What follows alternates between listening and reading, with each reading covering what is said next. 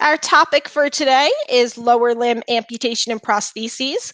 My name is Jody Gutkin. I've been a physical therapist for 28 years and also involved in physical therapy education for over 20 years, and I look forward to discussing this topic with you today. Our focus of lower limb amputation and prostheses is to review the causes of limb loss, look at the pathophysiology related to conditions that lead to amputation. We'll also look at some of the diagnostic techniques that are utilized to determine level of amputation, surgical procedures, and then also we'll look at the current advances in lower limb prosthetics.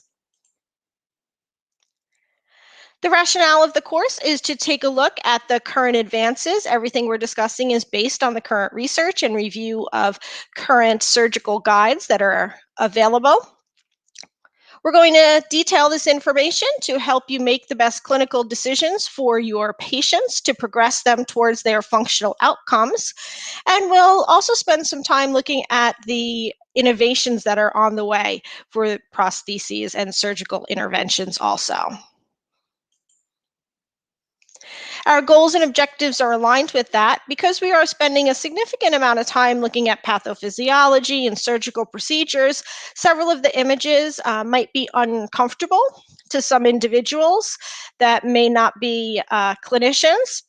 So be cautious of where your screen may be pointing, just to give you a little heads up, particularly in the first hour or two, we will be looking at some surgical images, and then we will move on to looking at the different prosthetic components.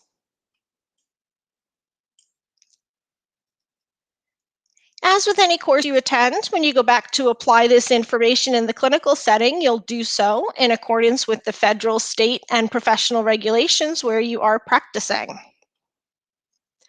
You'll notice that several of the slides have this red icon on the bottom right that says "Consider this." That's to let you know that those slides will be particularly helpful when you go to complete the course post-test. As we look at the development of prosthetic components, technology has changed significantly over time, which I always like to start then with a little bit of a historical perspective. Back in the 1800s, when they looked at the use of prostheses, it was more of a boot style where they would strap it up around that residual limb. They also advanced into the 1900s. This was a transfemoral prosthesis that I found. And if you look closely at it, it's a metal socket and it has holes drilled into it because they recognized even back then that perspiration could be detrimental to the integrity of the skin in the prosthesis and the comfort and the ability to continue with wearing. So they drilled some holes in there so that the perspiration could drain out. And then as we move forward in time, technology has advanced, different polymers, electronic components, so that prostheses can permit the highest level of function possible for individuals. There are many different causes of limb loss. The goal would be to avoid someone requiring an amputation. Unfortunately, sometimes that is not possible, and we need to have an understanding of who the population is that we're discussing today. I'd like you to consider as we go through our topics that if you're working with individuals who have sustained limb loss, this information is very relevant. And even if you're not currently treating individuals for that specific diagnosis, be mindful that as an individual who has lower limb loss goes through their life, they may develop osteoarthritis of the back. They may develop osteoporosis. They could sprain an ankle or hurt a shoulder. Other conditions could develop where they may be coming in as your patient to treat a different area. And you might need to be aware of some of what we're discussing today so that you can look at them appropriately to manage whatever condition they're presenting with. You also might be treating patients prior to their surgery for amputation. As we look at the different conditions that lead to lower limb loss, the first one that probably comes to mind are the different vascular insufficiency or failed revascularization diagnoses. And that does account for a significant number of individuals, those with diabetes, peripheral arterial disease. We'll also see individuals who present with infections from a joint implant, those that have developed burns or other types of infections and wounds that are not healing, life threatening conditions such as necrotizing fasciitis, where amputation may be necessary. Tumors can also present in the lower limb that may require amputation to avoid the metastases of the cancer. Individuals with congenital conditions, amniotic band syndrome would be an example where it's wrapped around the limb and the determination is made that to amputate a part of the limb would allow the individual to be more functional with a prosthesis throughout their life. And then we have trauma.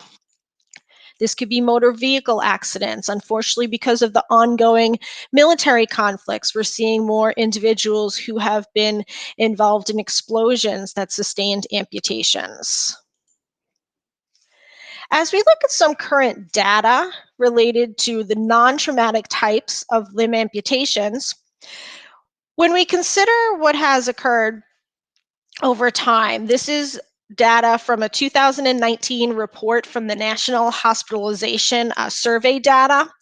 And if we compare the number of amputations that occurred in 2000, looking forward to 2009, we see that there was a significant drop in the number of amputations. This was attributed to the education that was occurring. There was better diet, better management of diabetes, more medical management.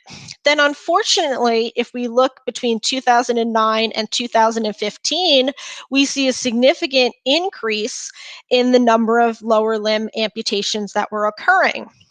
The study that I read attributed this to the economic recession that had happened. Individuals were unable to afford the appropriate food to manage their diabetes, afford the medication for their blood pressure and arterial disease. Maybe they were not exercising as well. There were many different socioeconomic reasons why there was a little bit of a surge there, because there was a concern that there wasn't as much disease prevention occurring. Also, in that time, there was a clinical decision making shift. And this is important to note because you may see more individuals coming through with what's considered minor lower limb amputations of the foot or something below a transtibial level amputation. The decision making process that physicians are using is that, well, it maybe makes more sense to catch these conditions earlier, do a small amputation so that you can preserve as much of the limb as possible to allow that individual to be more functional in the future. So when you break down the data, you actually see that trend, that there was an increase in the number of toe and foot amputations, accounting for a larger percentage as we moved forward to 2015. Diabetes is a common diagnosis that can lead to the need for a limb amputation. It's also very preventable in many of the cases that diabetic foot ulcer with care. Prevention is key to minimize the development of that ulcer that may not heal. And I was trying to look for a new perspective on this that I could share with you, or something else beyond what we already know to take a look at. And nutritional support came up. This is an opportunity for us, if you're doing community education or with your patients, to look for opportunities to refer out to other sources, back to the physician or to dietary support. And what they found is that many of the individuals who have diabetes, as that ulcer, particularly if it's infected, is attempting to healing, their nutritional demands significantly increase. The protein demands in particular of that wound are on the rise. And if they're not sustaining enough nutritional support, those proteins are directed towards wound healing. The individual may then have atrophy of the other musculature. They may have other complications if they don't have adequate intake. And just from looking at our patients, oftentimes individuals with diabetes are a little overweight. So it may not be obvious physically to think that they have nutritional deficiencies. So the recommendation of this particular study that I looked at said that the geriatric nutritional index should really be part of the intake for any patient who has diabetes, particularly with a wound that's not healing. Also, the physicians are looking for opportunities to recognize sooner those infections that are going to transmit into the bone, become that osteomyelitis, that infection. And a bedside test that's being incorporated is the probe to bone test. It's very simple and makes sense once I explain what it is.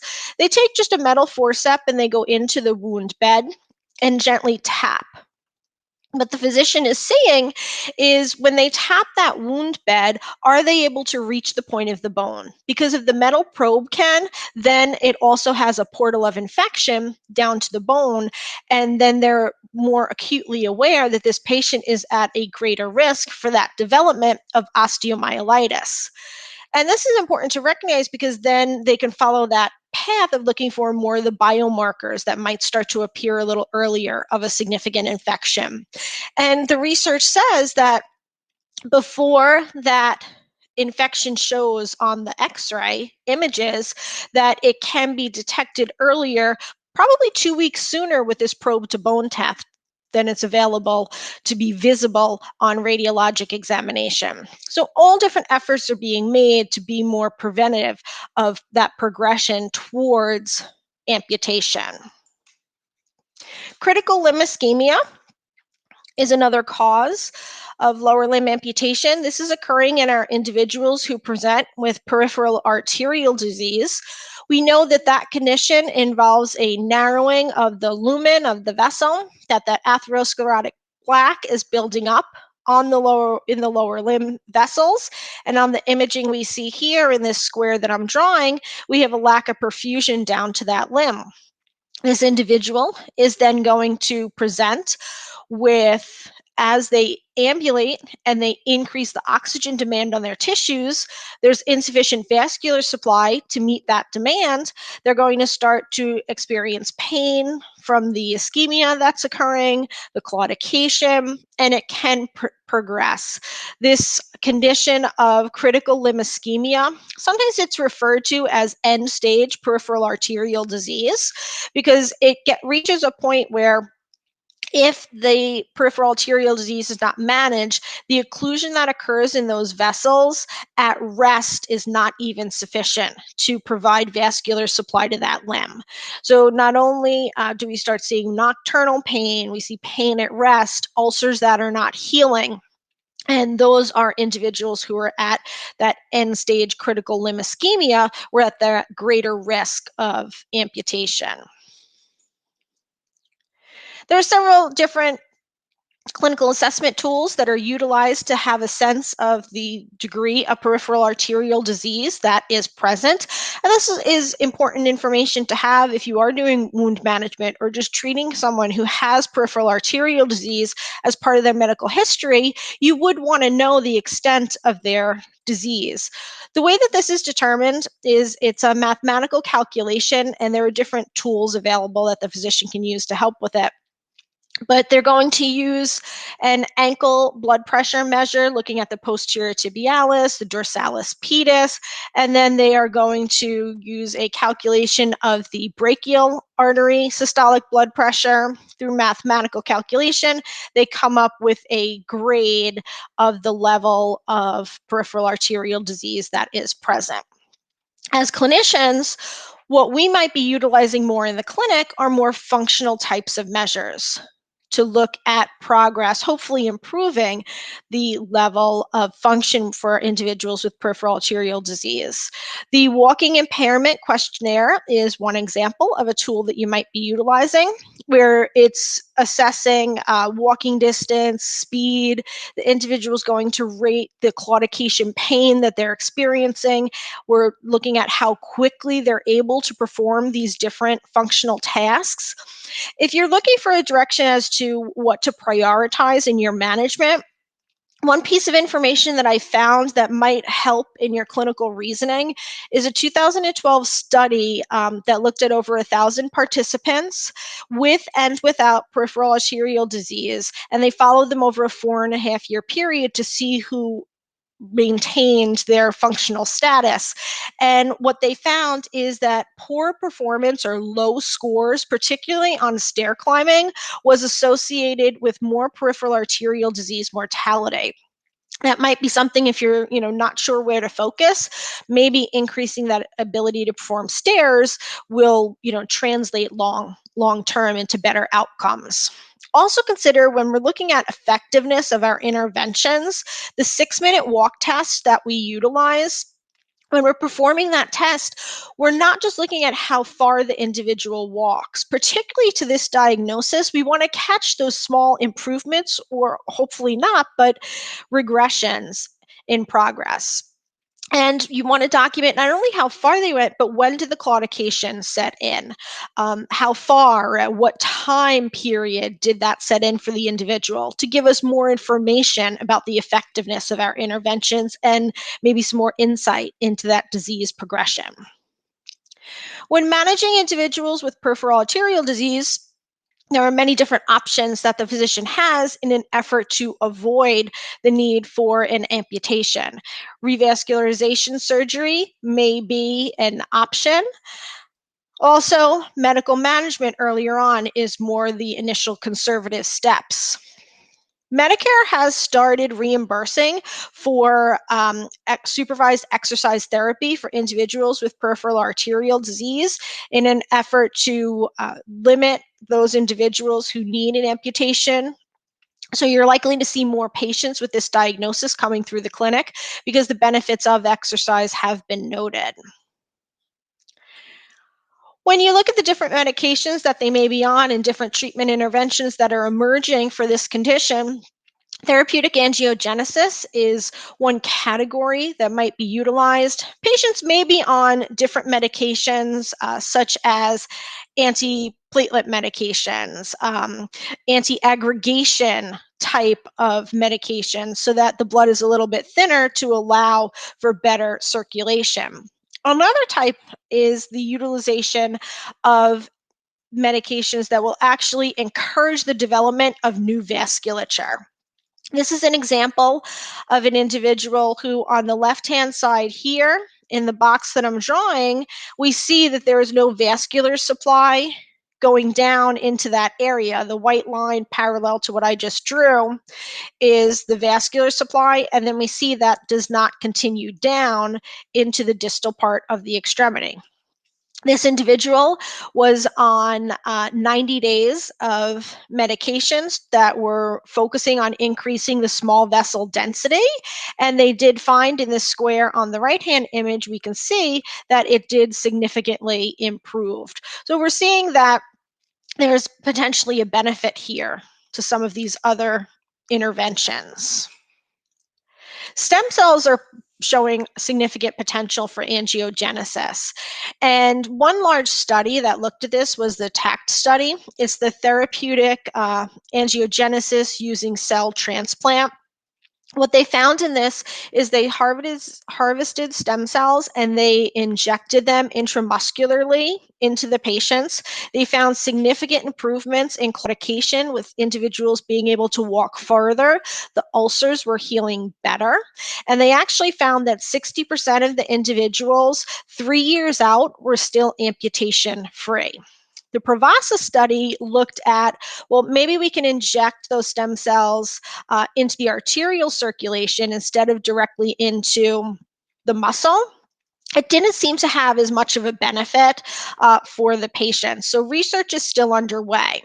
Another animal study looked at the use, and I thought this was really interesting to actually see the changes in the muscle.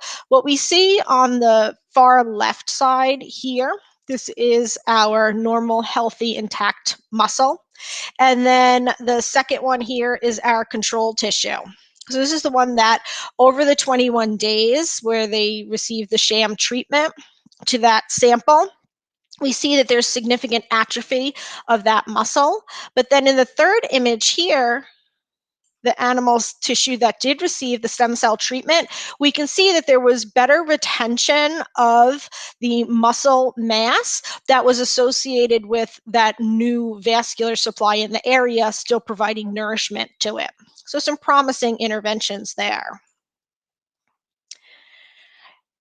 Individuals where those interventions are not effective or they're not candidates may require revascularization surgery. And postoperatively, we want to make sure that individuals have the greatest opportunity to heal from their surgical procedure to avoid that progression towards amputation. There are several factors that have been identified as contributing, and we have a couple of opportunities here, particularly if we're seeing these patients preoperatively, where we know exercise has benefits on BMI, on cholesterol management. We can encourage smoking cessation. We also know exercise benefits for diabetes. And if we consider this as an opportunity to help the patient heal, even if they need surgery, we have more opportunities to intervene. If the individual does end up needing a lower limb amputation, this is a big decision for the physician to make. They need to determine the appropriate level of that amputation. And there are a lot of different considerations that come into play. One is going to be the integrity of those tissues in the area. That tissue viability is important for them to consider. They have an individual who already is not demonstrating a good potential for healing, and it needs to be ensured as much as possible that after that amputation occurs, that limb has every opportunity to heal well, for the patient to be able to achieve a level of mobility and function. And consideration is given to what level of amputation will allow for appropriate prosthetic fit for that individual to allow that function for them. And cosmesis is another consideration that is part of the process. In order to make these determinations, the physician has several different tools that are available to them. One newer one is called the WIFI. It's a capital W, capital I, lowercase f, capital I. So it's wound ischemia foot infection classification. This particular tool was put out in 2014 by the Society for Vascular Surgery Lower Extremity Guidelines Committee. They looked at the different factors that contribute to the risk of amputation within 1 year for individuals with peripheral arterial disease. And that's really the focus, to think who is at risk for an amputation in 1 year. That the new philosophy is they would rather do that sooner for the individual to preserve more of the limb, preserve more function, and not have it potentially need to be a higher level of amputation down the road. When they look at utilizing this tool, it's going to consider the size of the wound that the ulcer or that the individual already presents with, look at the degree of tissue loss that they've already sustained, what level of amputation would be necessary, the circulation into the area, particularly in terms of the level of oxygenation that's provided to the tissue, and then is there an infection already present. This tool was validated in 2017, and it might be something that you can look for in your patient's charts or communicate with the physician if you want to get an idea when you're working with a patient where you're trying to progress towards wounds healing, to know where are they falling on these different scales. It might just give you more insight, and it's another way that we can communicate with the physician to be comprehensive in our care.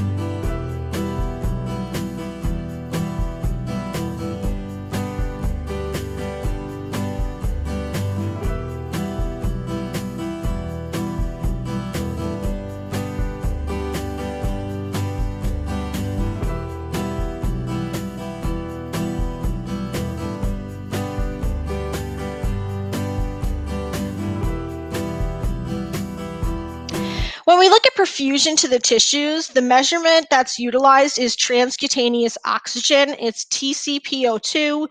You might also hear it referred to as TCOM, transcutaneous oxygen measurement. Not only does vascular supply need to get down to the tissues, that oxygen needs to be able to perfuse superficially to where that wound is located to allow it to heal. And transcutaneous oxygen measurement places a small sensor superficially on the skin and it heats. So, as it's heating up, that should be encouraging vasodilation and perfusion of the oxygen to the superficial layers of the skin. And then that's going to be measured to give an idea of the effectiveness of the vascular supply and perfusion in the area. As they look at different levels and scores achieved, someone who has less than 40 millimeters of mercury is at risk for impaired wound healing. And then if they're at less than 30 millimeters of mercury, that's someone who is already at the level of critical limb ischemia.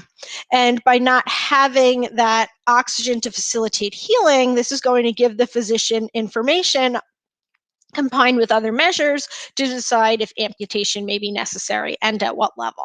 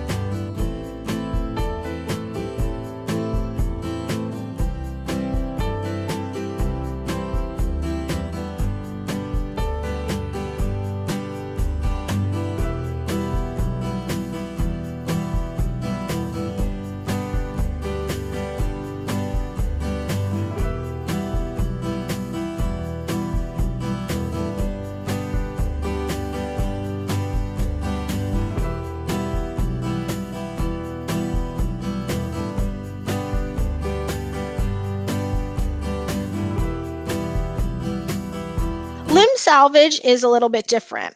This is considering individuals who have sustained a trauma, and multiple scoring systems are utilized to guide the clinician and physician decision making to try to be predictive of not necessarily function, but really look at how to manage the limb in terms of having it be able to heal.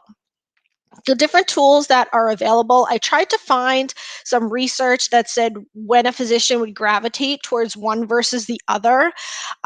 There really wasn't any good research to pick one versus the other. They started to see some trends, and the idea is the physician needs to consider the fact that if they don't amputate at the appropriate level, then that individual is at risk for a secondary amputation if the first one fails to heal. And that puts the individual under significant, not only physical stress from additional surgeries, but also potential mental harm to the individual in their recovery process. And the physician is going to look to be as accurate as possible in that first decision making. In the 2015 study that I did find, it was a systematic review looking at 500 other studies. They looked at 1 year follow up. The only trends that they started to see is that the LSI seemed to be utilized a little more when an individual presented with a tib-fib fracture, where tissue ischemia was a concern. The PSI measure was utilized also in those instances. The NISSSA scale, that seemed to have the lowest sensitivity and specificity. What tends to be utilized most commonly is the Mangled Extremity Severity Score. And I like to pause at this point because I don't know, just personally, the acronym MESS, and the idea that the mnemonic to remember the grading of this is a mess of 8 means amputate. I don't know, it just doesn't sit right with me, and it's always I understand that we use this information just as a learning tool, and I like to pause to remind everyone that as I'm instructing this course, please know that I am very acutely and compassionately aware that we're not discussing just limbs and tissues. We're talking about people and their lives and their quality of life. However, to get through the information and communicate what I need to give it to you, we need to focus a little more on kind of objective information. So just please know that my heart is with all of these patients, as I need to discuss this just more in a matter-of-fact way to get the information out there. This particular scale, if you see it documented in the patient's chart, this is looking at predicting the success of a limb salvage type of procedure. It can't be the sole criteria for the physician's determination. However, it will consider the amount of soft tissue injury, were there fractures, what other types of soft tissue injuries were there. It's going to consider the perfusion to the limb, as well as the patient's overall health at the moment. Are they going through any shock? What other medical compromise do they have in terms of their status as well as their age? There seems to be controversy over all these different tools, and what was suggested in the research that I looked at is that the physician should always have a second opinion before amputating, and whenever possible, particularly with trauma, because a lot of times decisions need to be made quickly, they should document as much as possible, even with images of how the individual presented. So if they ever needed to, they have that to go back to justify their surgical decision. As we look at the different levels of amputation, there are two broad categories that they fall into. Minor amputations are those that are occurring of the toe, transmetatarsal, the Lisfranc, and the Chopart. It's those that are occurring more distal in the foot. Major amputations are those that are from the ankle and higher up into the tibia as well as the femur. We're going to take a look at the different surgical procedures and levels of amputation. First, generally speaking, there are some surgical techniques that are utilized regardless of the level of amputation that the individual sustains.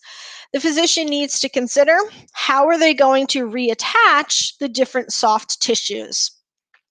We're not going over the entire surgical techniques, just the key points that are relative to our care of the patient. Moving forward, when they look at amputating the residual limb, they need to do something with the muscles, with the soft tissues, not only to have a good shaped limb to fit into a prosthesis for comfort and function, but they also need to consider that they need to stabilize those muscles so that when they do contract, which uses energy, which places metabolic demands on the patient, that those contractions will actually be beneficial to the patient.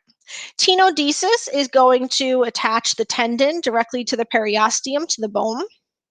Myoplasty is going to connect the agonist and antagonist muscles to each other, so it creates like an envelope that the muscles would be located in. And myodesis is utilized commonly. This is where that distal insertion of the muscle that is no longer possible is affixed to a more proximal place on that residual bone. And here's an example as to a patient where the surgical procedure wasn't successful. Does not mean anything was done wrong. It could just be part of the healing for this patient. It reminds us that if something doesn't seem right in that residual limb, if the patient's pain pattern doesn't fit with healing or scar tissue that you can manage, we do need to refer them back sooner versus later to the physician. So the residual limb that we're looking at for this individual on the left, I'm going to circle here. What you're seeing is the end of that bone protruding into the skin. We see a significant amount of scar tissue here and areas of dense tissue with the wound healing that was probably open for a while for the patient. When the physician went in to revise, this patient did not have a myodesis or a myoplasty. So when those muscles retracted back, the bone was protruding through. They were able to go in and on the right-hand side here do a good revision for that patient to have a better shape to the limb. They did an osteoplasty to shave off some of the bone, a myodesis, scar excision, and the patient was able to achieve satisfactory weight bearing. As we look at the different levels of partial foot amputation, patient may have their toes amputated, one or more. The transmetatarsal amputation is going to be up a little bit higher for the patient in this region here. And then the Lisfranc amputation is our tarsal metatarsal amputation, so up through here for the patient. And then, through here. And then our show part amputation is through the talonavicular joint and the calcaneocuboid, coming up even higher. The idea with the different levels of amputation of the foot is they want to preserve as much of the foot as they can so that there is some lever arm that remains for the progression of gait. Also, they want to consider that the foot that we're looking at here, once surgery is completed, the weight-bearing forces on this foot, right, that should be in this pattern, are going to be shifted because they no longer, in this case, have their toes for that great toe for that push off during gait. So that's going to change the force distribution. And you need to consider when we look at any gait deviations that a patient has following amputation, it's not just that residual limb side that we're concerned about. Any changes in stance phase, particularly terminal stance to move into push off, that is going to then change the swing phase and initial contact on the residual limb side. It's likely going to be more abrupted, have greater force, and that can increase the risk of osteoarthritis down the road on that sound limb side. And these are all things that are considered right early on when surgical decisions are being made, and we should be mindful of during our whole rehab process. When we look at amputations that occur in the foot, one of the concerns is that when those distal insertions of the muscles are no longer present, it changes the muscle balance. We have that very strong gastrocnemius attaching onto the calcaneus, and if that is still here to exert its line of pull, and it's not counterbalanced by the extensor digitorum longus, the individual is at risk of developing an equinovarus position, where we see excessive plantar flexion and inversion of the portion of the foot that is remaining. It may necessitate an Achilles tendon lengthening, so maybe a Z-plasty. Some surgeons are incorporating different techniques initially during surgery in hopes to avoid this position. In order to retain eversion, they're going to try and maintain this attachment of the peroneus brevis on the fifth metatarsal so that it can keep its good line of pull to counteract the inversion tendency. Dorsiflexion is a significant concern because we need that counterbalance to that powerful gastrocnemius. There are a couple of different surgical procedures the physician can use, and it would be important for us to know as clinicians which one of these procedures I'm discussing are done, because it may change our focus of stretching, our strengthening of the muscles post-operatively. So for example, they may take that anterior tibialis and move its insertion a little bit more laterally to give it a better line of pull. Sometimes they'll move it even all the way up to the talus to have a better ability to generate force for dorsiflexion of that remaining foot. The physician may also take those tendons of the extensor digitorum that have been moved because the toes have been amputated, and they'll move them up more proximally and attach them to the fascia on the dorsum of the foot so that they can continue to contribute to dorsiflexion. So then in our rehab, it would be important, let's say when we're palpating or giving those biofeedback cues to the patient for recruitment, to know what has been done so that we can appropriate place those electrodes for that feedback and for our other techniques.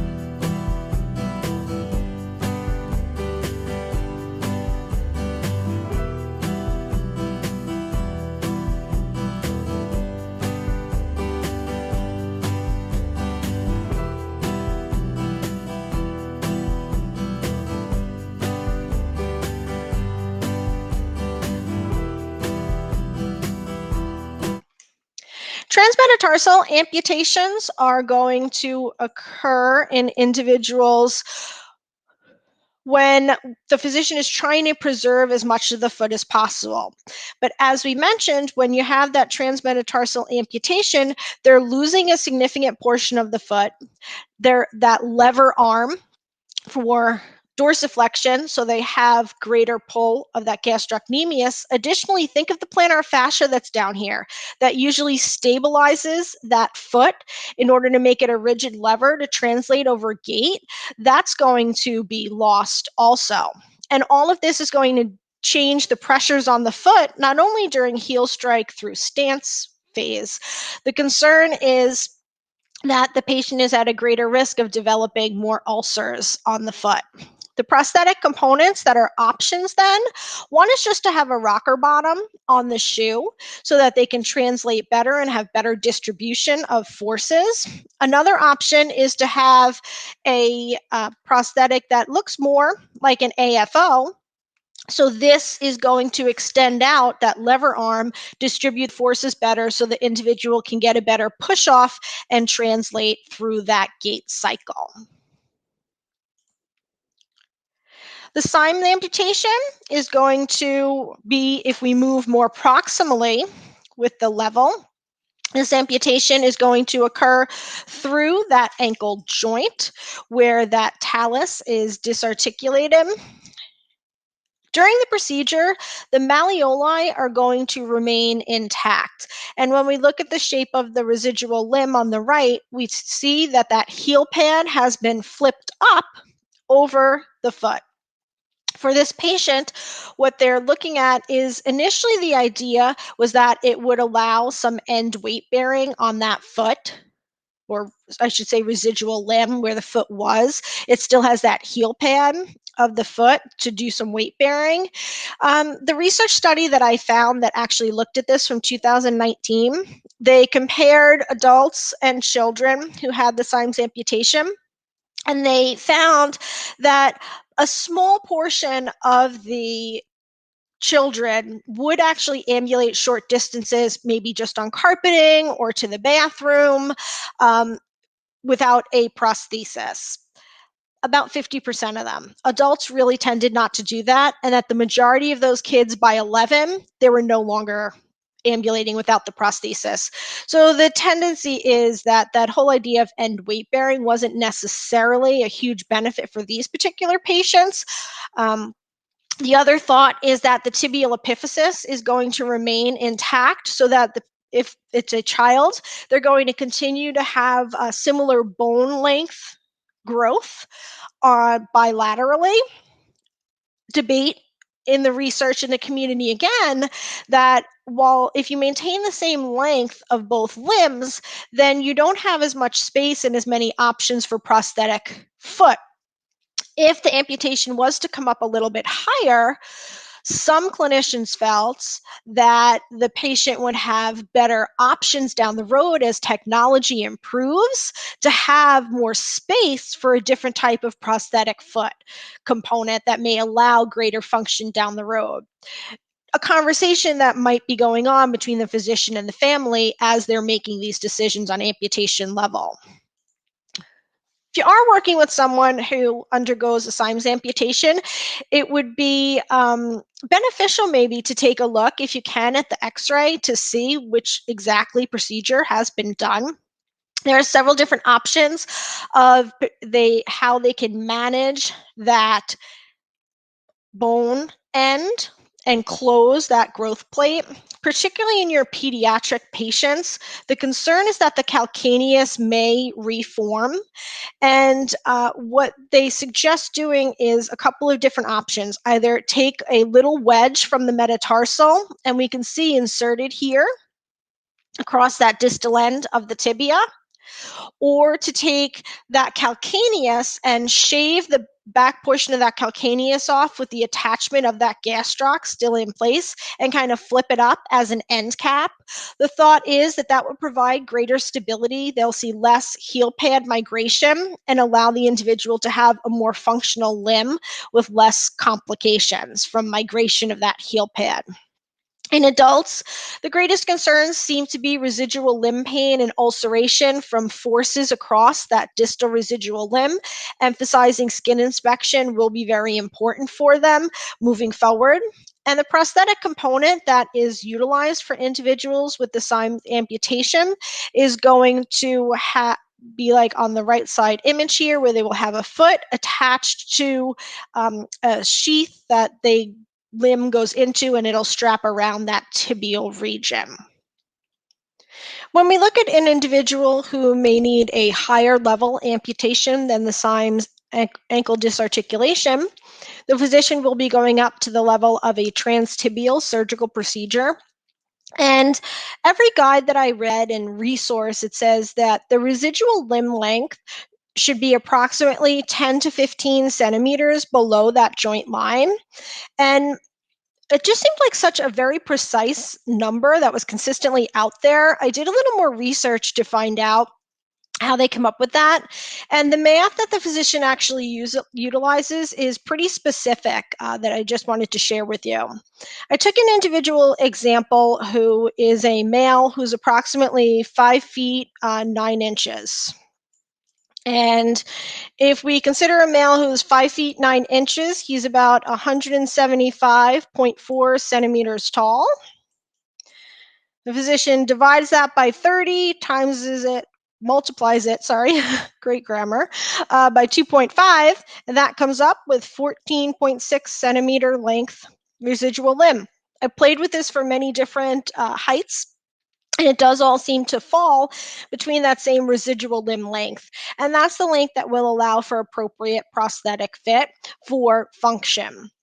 Another recommendation is that if they do need to go significantly shorter, that the width of that tibial plateau, the length of the residual limb has to be at least that width of the tibial plateau in order for there to be enough of a residual limb in order for there to be suspension of a socket and for functional mobility to occur.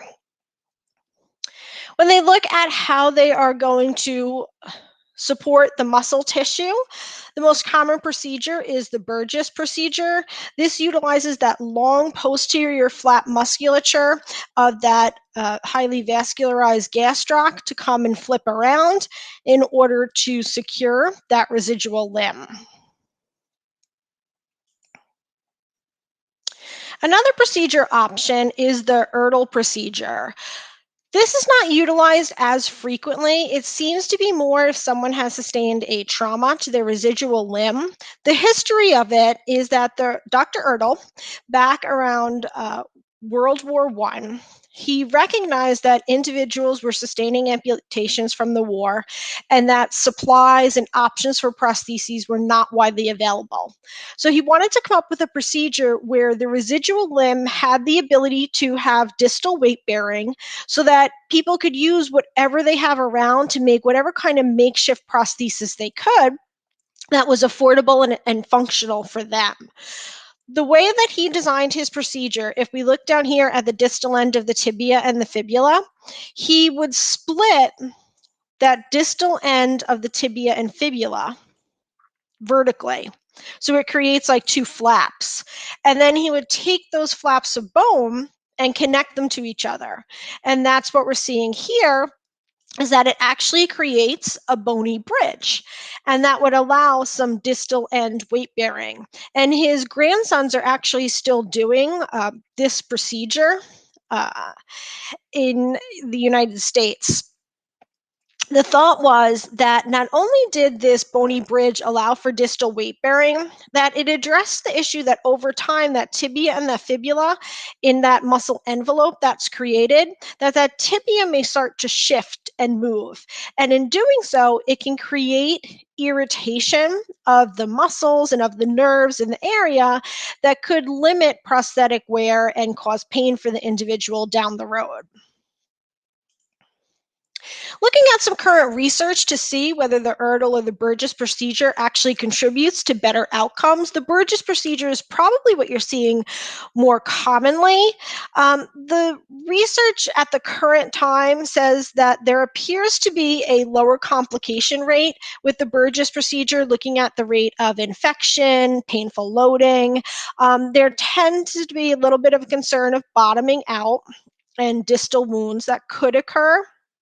The Erdl procedure, in contrast, does seem to allow for a better prosthetic fit. However, it does seem to be a little bit longer surgical time. There's a new study underway to, in more contemporary times, take a look at both of these procedures, and it's called the TAO study, the Transtibial Amputation Outcome Study. Depending on where you're practicing, your facility might actually be involved in this. It's an 18-month randomized controlled trial looking at individuals long term following their procedure to see their functional outcomes. It's taking place at 23 different centers across the United States, including the University of Oklahoma, University of Texas, the Florida Orthopedic Institute. They're looking at complications and functional outcomes to really see the advantages, if there are, of one procedure over the other for our current individuals who are undergoing it. I encourage you, if you're at one of those facilities, to see if maybe there's an opportunity for you to participate in it or get firsthand information. And then let me know, because I'm waiting for it to be published. Looking at what I could find on the transtibial surgical technique options, there were a couple of very small cohort studies. One of them was of only 9 very active prosthetic ambulators that they did find the Erdl procedure seemed to allow for better functional performance. And particularly what they noticed is those individuals, they had better symmetry of motion when they were doing sit to stand or when they were ambulating, that there were more symmetrical patterns of movement, that the thought is that would down the road lead to less trauma on the residual limb side of shock absorption and the less risk of developing osteoarthritis. Another retrospective study that was a little bit larger, looking at 65 participants. They used the SF-36 to look at functional outcomes. They really didn't find any difference retrospectively in relationship to the 2 different surgical techniques. We'll see what happens down the road. Knee disarticulation procedure coming up for an individual where the physician is going to disarticulate through the knee, and then they are going to take that patellar tendon and secure it down to those cruciate ligaments. This does create a much longer residual limb because it does preserve that whole length of the femur. Couple of different considerations that the physician has with this procedure is how ambulatory the person is going to be. That the consideration is for some patients who are not going to be as ambulatory. If a transtibial amputation was performed, if my hand represents the tibia, if they're sitting for long periods of time in this posterior popliteal area, there could be excessive compression. And particularly when the development of a knee flexion contracture occurs because there's doing so much sitting, having this tibia left, if they're not really going to wear a prosthesis for ambulation, there doesn't seem to be any particular benefit, and there's actually a greater risk of complications from the knee flexion contracture. In those cases, the physician may opt more for that knee disarticulation versus that short transtibial level of amputation. As we look at outcomes, the one observable difference is when someone has the knee disarticulation prosthesis on, that because they have the full length of their femurs, those will be level. But when they sit down, now that knee component is going to be distal to that femur, so the one leg will look longer than the other. Might be a cosmetic issue for some individuals. They're finding that another benefit, particularly for individuals who are not going to be at a high level of ambulation or not ambulatory very much at all, that by preserving this full length of the femur versus maybe even going shorter for a good prosthetic fit, if they retain that adductor tubercle. The benefit is that you have full length of all your adductor muscles to their insertion, and that will allow for better stability and balance during sitting and with transfers. That maintaining this full length of the femur, so imagine we're retaining full length of the femur. When the femur is bending the wrong way, that when the person sits, if they have a shorter length of the femur, that is going to alter their balance, and it actually increases the pressure on this ischial tuberosity, again, increasing that risk of skin breakdown and other complications. If they can retain this full femur length, it redistributes the forces on the ischial tuberosity if they're sitting for long periods of time, better balance, less risk of skin breakdown. So it seems to be some benefits for those populations. The transfemoral surgical procedure, the physician needs to go up to that particular level. Where they're looking at is at least 10 centimeters above the level of the knee is ideal, so there's enough space to allow for that socket to fit and for that knee component for the individual. Also, when we look at the length of it, the shortest that the physician should go, when we examine that greater trochanter, at least 5 centimeters below that greater trochanter is necessary to grab on the prosthetic component. If the residual limb is too short, it may compromise prosthetic fitting for the individual. The two main procedures that are utilized is the Ertl procedure, where there would be transection of the femur. The Gritty Stokes is going to shave off the end of the femur as well as the posterior aspect of that patella, and then it's going to flip it around. So move that patellar tendon around and use that patella as like an end cap to close that marrow cavity. When they do these procedures, they do ensure that all of the synovium is removed so joint effusion does not occur.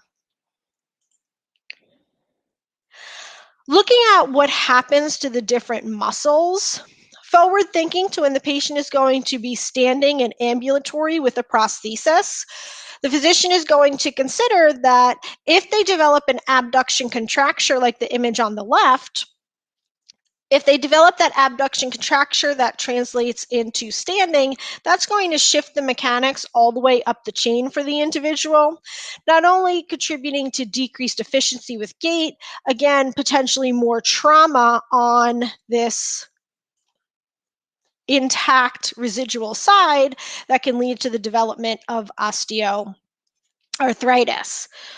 The surgical technique, when they look at transecting the femur, if the individual loses this distal insertion of that adductor magnus, then the abductor muscles can overpower and at rest contribute to that development of an abduction contracture, which is why we know we really need to work on that adductor strength. In order to compensate for that a little bit and restore some of that muscle balance and mechanical advantage for the remaining adductor muscles, on the far right image, what they'll do is actually shift the limb into tension where they have about 5 to 10 degrees of adduction. And then they're going to take the adductor muscles and wrap them around the distal end of the residual limb and fixate them laterally. So that's going to give a little bit better line of pull and restore some of the mechanical advantage of those adductors to be functional. If we look at the sagittal plane, we know a concern is the development of a hip flexion contracture. We're working on positioning and stretching in order to avoid that. The physician is going to move that residual limb out into hip extension and then do the muscle balancing if they're making that myoplasty of the quadriceps and the hamstring muscles to create that muscle envelope. What we need to consider is that the iliopsoas remains fully intact, that its origin and insertion remain intact, so it is still a strong hip flexor that needs to be balanced out. And a muscle that plays a critical role in this is the tensor fasciata. We might not be thinking of that very often when we remember back to all those origins and insertions that we memorized back in school. Some of the fibers of the glute max go into the tract of the iliotibial band. And when it loses its distal attachment, when those fibers of the glute max try to contract for hip extension, they don't have anywhere to pull from if nothing is done with that distal end of the iliotibial band.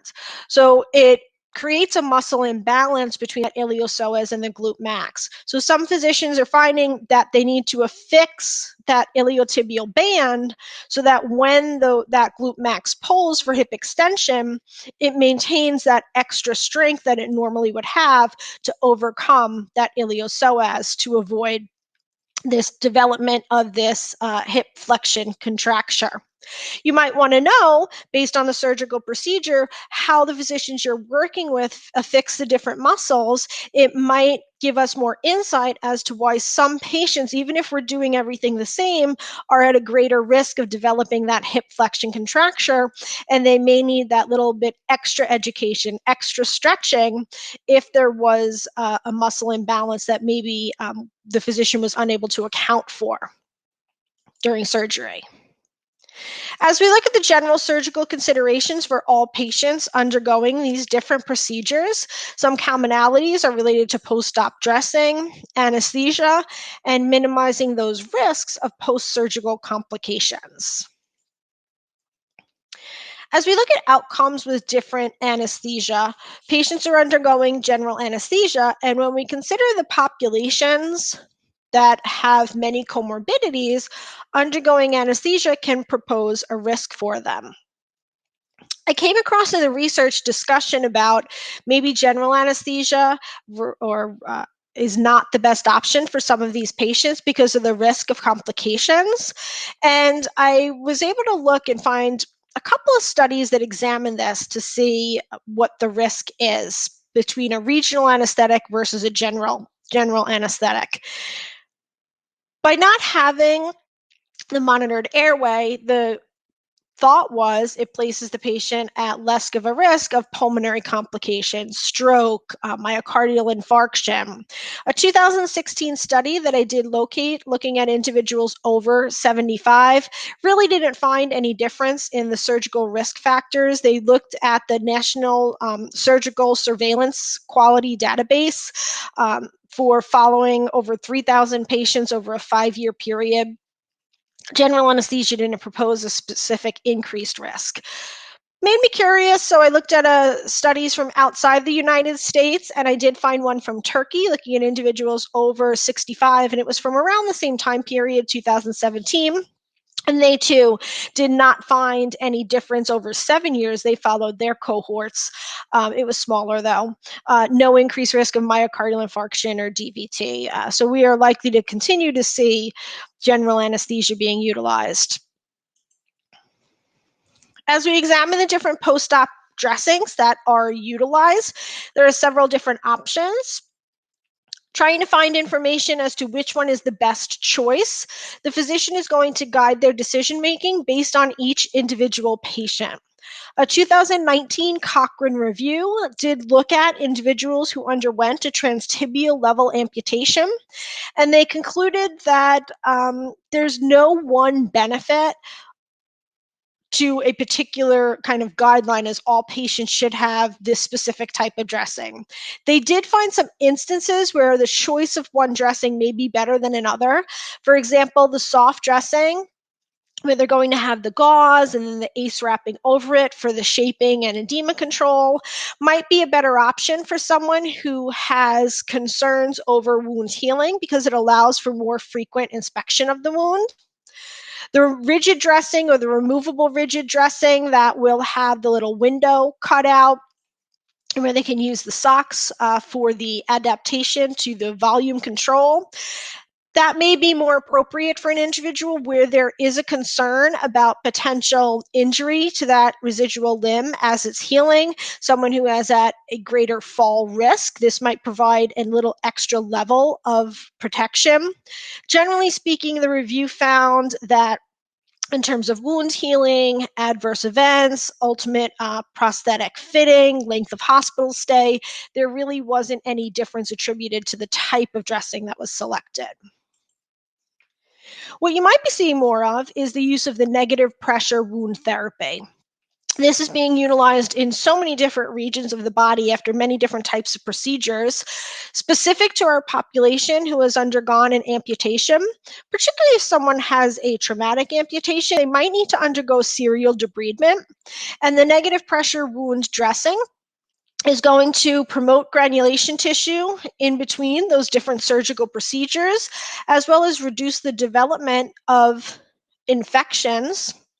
Individuals who do have that closed residual limb, they're starting to use negative pressure wound therapy along that suture site. I couldn't find an example specifically on a residual limb, but the one on the bottom here is along an incision site. They put like a strip of the material and the dressing.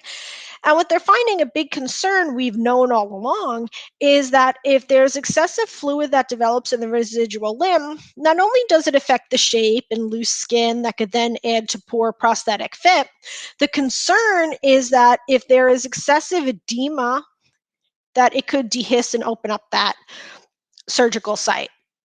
They're finding the negative pressure wound therapy decreases the edema, decreases the seroma formation.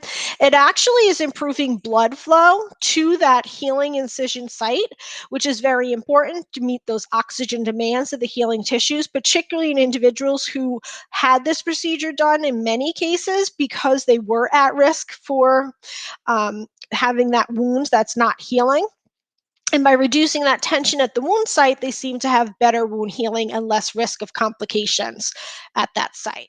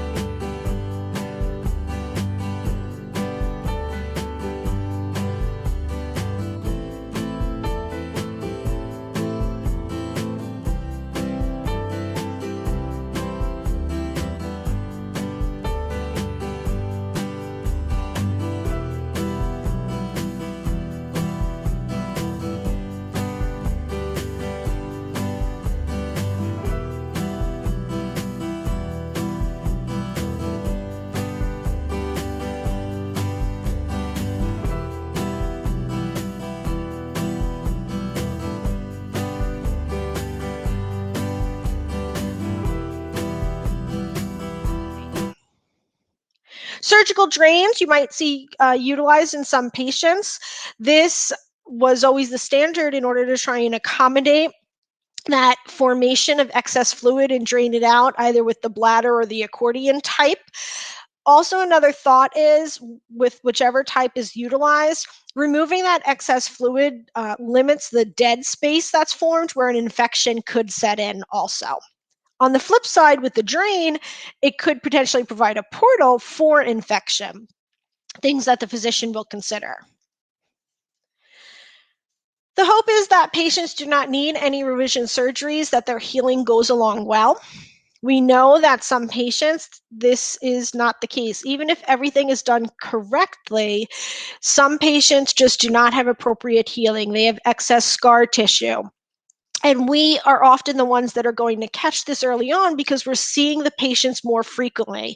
We're starting to see decreased use of their prosthesis, or the limb is becoming more painful, or when we inspect it and palpate it, we're noticing alterations in scar tissue that we need to refer back to the physician for intervention. A couple of examples. The first patient on the top left, If we look at the distal end of this residual limb and we were to palpate that, we would actually feel the ends of the bone that there was when they went in surgically. There was a sharp edge on the end of the bone that was pressing through the tissue and skin for the patient. We could see it on the x-ray also here.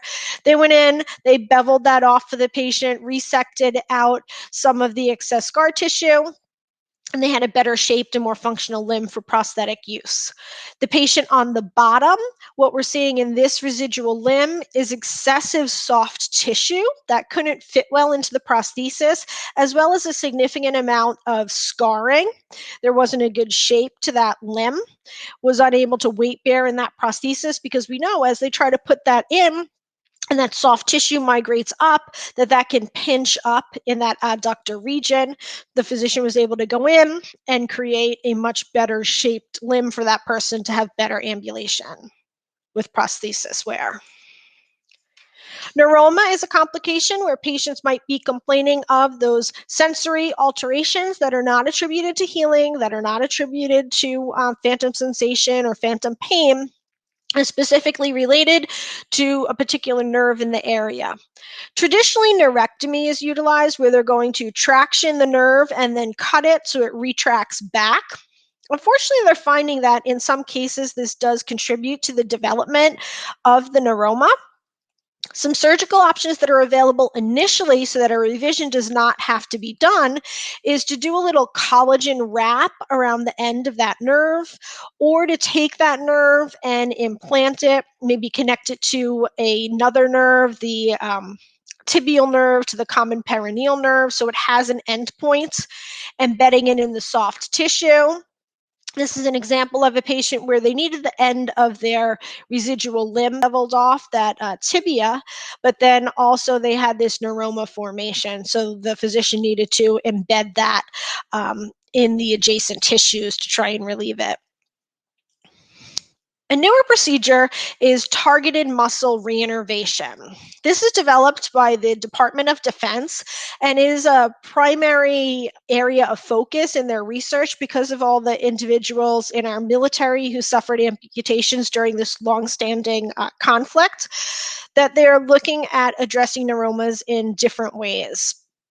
One technique that they found is targeted muscle reinnervation, where when they perform the surgical procedure and they resect out the end of a nerve, they're saying, well, okay, if I amputate the limb and I don't need this end of the nerve that I'm coloring in red, well, why not take it, shorten it a little bit, but reimplant it next to a more proximal muscle? And they're trying to figure out roadmaps for patterning this where they can connect it. And they're saying it'll decrease the risk of neuroma formation because the nerve will be getting true afferent input. And it will also work as kind of like a natural physiologic amplifier for that other muscle, contributing to less atrophy and better recruitment of that muscle. And it'll be interesting to see where this goes in the future. Phantom limb pain, we know, is very uncomfortable, painful, disruptive for our patients, physically as well as psychologically. Over my decades in the profession, I've seen the theories as to what cause it change significantly. Our goal is the same, to reduce it, and understanding where it comes from helps us in that process. Historically, the thought was that it was psychogenic. Truly, they just thought it was in the person's head. That has been completely rejected. We know there is a physiologic mechanism in place. But what they did find in more current research is not that it's in the person's head, but the fact that individuals who do not have as strong coping mechanisms do seem to be at greater risk of developing phantom limb pain. The exact mechanism of connection hasn't been associated. However, it might be something for us to be aware of, that if a patient's mental health does seem to be in need of some additional assistance, that we would want to take that time to make that additional referral. The next thought was that it was some hyperactivity from the neuroma, and currently it's recognized several different theories. One is that phantom limb pain, where they feel pain and discomfort in the portion of the limb that was already amputated, is related to Melzak's theory that those nerve endings are not getting any input. So the brain is trying to come up with patterning of input to have that awareness of self. It's kind of filling in the gaps on its own. Unfortunately, it's with that painful afferent information. Spinal cord sensitization is another current theory that with the de-afferentation, so with the loss of that afferent input from the end of the nerve, that there is increased calcium channel firing at the spinal cord level, and that leads to the abnormal sensations. And then another theory is cortical reorganization. And this is where some of the newer rehab techniques are focusing on this theory that the somatosensory organs are, along with our cortex, are trying to reorganize themselves to create this new body scheme. And in a process of doing that, there may be some disruptions in the process that lead to the pain. Going with that theory, phantom exercise is an opportunity to try and target that cortical reorganization. Phantom exercise involves having the patient relax. They're going to be talked through visual mental imagery of moving their residual limb, I should say their intact limb through the positions that the amputated limb is feeling the pain in. So they'll mirror the uncomfortable position and then physically move out of that position also, mentally and physically, with their other limbs. So to try and create some bilateral reorganization. A 2019 study comparing phantom exercise to mirror therapy to try and modulate pain. They followed patients at 3 and 6 months follow-up. They did find improvements in the pain levels for the individual. Depression inventory, quality of life measures were all improved, but it was better improvement with mirror therapy. Mirror therapy is utilized commonly now in order to help with that cortical reorganization. If we look at the individual at the top left here, we see that in the mirror, he is looking at a reflection of his sound limb. And as he moves it, the brain sees symmetry with the amputated side. So it helps with that cortical mapping to decrease pain.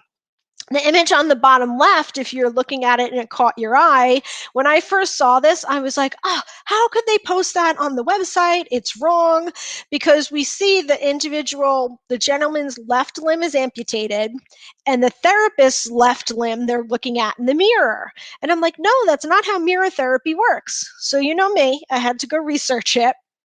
And they've actually found that even watching someone else's intact limb that's the same side as the amputated limb in the mirror, it helps with that cortical mapping, and they saw improvements. Some researchers are looking specifically at the brain processing, where they showed individuals images of amputated limbs and they tried to see where in the cortex there was firing. And then they went through the mirror therapy and showed them the pictures later on, and they saw diminished firing in the same areas of the cortex. So they're trying to get some factual information of how and why this works to see if they can figure out which patients it's most directed for. Virtual reality activities are being utilized to simulate this in a different way, where the individual has sensors on their extremity. They're doing bilateral activities with an avatar, so they're physically seeing that hand working and functioning to help improve that body scheme and decrease the pain.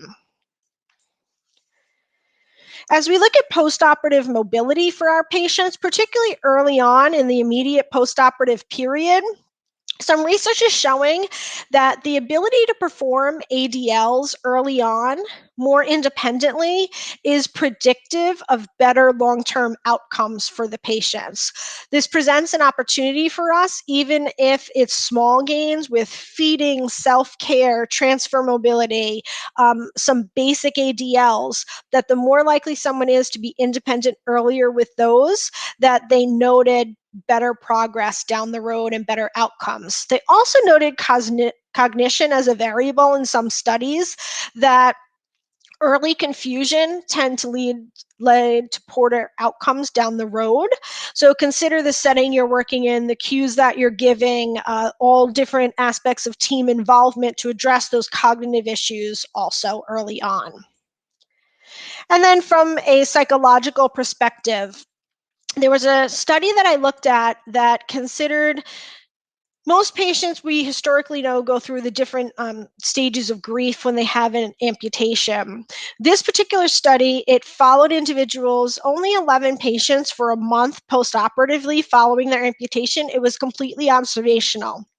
And when they mapped out all the information, they found that there's kind of like a pendulating between three different phases. And I think it gives a nice, concise way of us to think about how to relate to our patients from a different perspective. That initially, most individuals feel like they're losing control. They may be refusing therapy, refusing to use that wheelchair because they look at it as if they accept that now, they may never get back any level of independence. We need to let the patients express themselves. We need to be there to support them, be tolerant of it. As they start to digest the shock that I made this decision to amputate my limb, even though I needed to preserve my life, I can't believe I did this to myself. And that's when they really need our empathy and our encouragement. And then as they move towards regaining control, we're supporting their independence. We're seeing increase in their functional abilities. And they may pendulate through these, but it's a simple way to maybe look at some of their behaviors that might just seem as straight refusal from a different perspective so we can better support them in the process. Self-efficacy is also noted as extremely important. Any particular small gains, yes, we're encouraging return to activity, but self-efficacy is that thought, I can actually do it. I believe I can do it. And any forward progress, no matter how small, has a direct positive effect on self-efficacy and outcomes for patients. As we look at the different prosthetic components, we're going to go through each level of amputation and each type of prosthetic component to look at what is available. So as we are part of that team making those decisions, we can provide valuable information. And then also as our patient presents to us, we can make determinations on how they can best utilize those prosthetic components. One way the decision is made in terms of what type of prosthetic component is reimbursed for and prescribed for the patient. The primary method is the Medicare functional classification levels. These are referred to as the K levels. The physician is going to determine this. He's going to predict what type of ambulator this patient is going to become. And then there are different types of prosthetic components assigned that contribute to achieving that different functional level. So a K0 level is someone who's not going to be ambulatory with a prosthesis. K1 is going to be that household ambulator. They're using an assistive device. They might be in an assisted living center.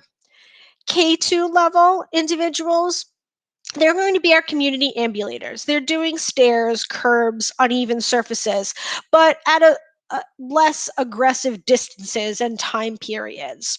K3 is where the majority of individuals are who are out in the community. They're working, they're participating in activities, they're high functional levels. They need to be able to change directions in different spaces, walk in public places on all different types of terrain. And then our K4 level individuals, those are the individuals at very high stress, high impact type of athletic or functional levels.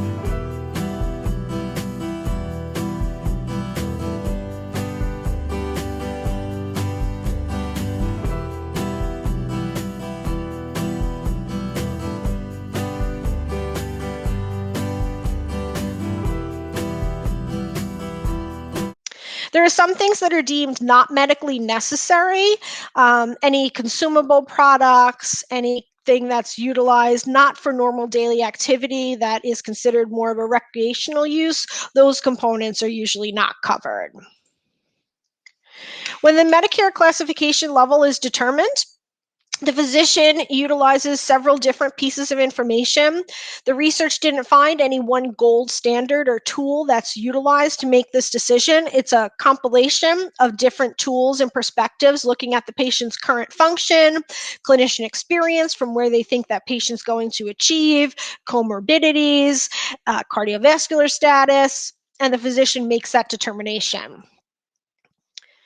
We might be able to provide some valuable information and some of those different assessment measures to help guide the clinician's decision making. And a newer tool that's starting to be developed and utilized is the amputee mobility predictor. This looks at the patient's current functional level without the prosthesis to try and make a determination and calculate out what K level they will land at for prescription of the prosthesis. It's several different rated items, and to give you an idea, someone who would score out at that lower K level would maybe be able to do sit to stand, a sitting pivot transfer. They have low level balance. Whereas someone who currently is testing out with the prosthesis where they can perform single limb stands, hop on that limb, they're going to be likely a higher K level. The research is looking at comparing what the physicians pick with all their other measures with this new tool. They are finding some pretty good consistency in landing on the similar K levels. About 80% of the time, K2 and 3 levels are picked appropriately. For higher levels, the target isn't being hit yet. We might see some development of new tools moving forward. As we look at our different prosthetic components, the first one that needs to be considered is the socket. Pressure distribution has to be created. The socket needs to affix to the body somehow in order to stay in place for appropriate ambulation. We're going to look at the socket design, the shape that creates the loading, the residual limb interface, which is the contact between the socket and the residual limb to decrease shear force and maintain integrity of that skin, and then suspension. How is all this going to be held in place so it doesn't fall off during swing and doesn't piston too much during stance? As the prosthetist and the physician and the therapy team considers the different socket and suspension for the patient, they're looking at distributing those forces. It is a dynamic process that the residual limb and the socket need to undergo. We don't want skin breakdown because that leads to pain, discomfort, potential complications that will not allow prosthetic use.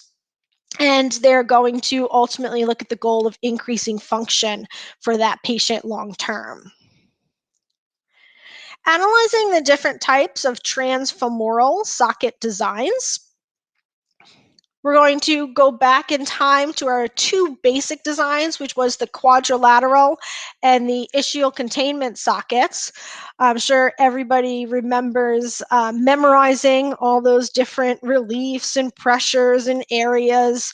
The idea with those two types of sockets is that it locked on to the bony components of the pelvis and residual limb, having pressure on tolerant areas and then reliefs and pressure sensitive areas for ambulation.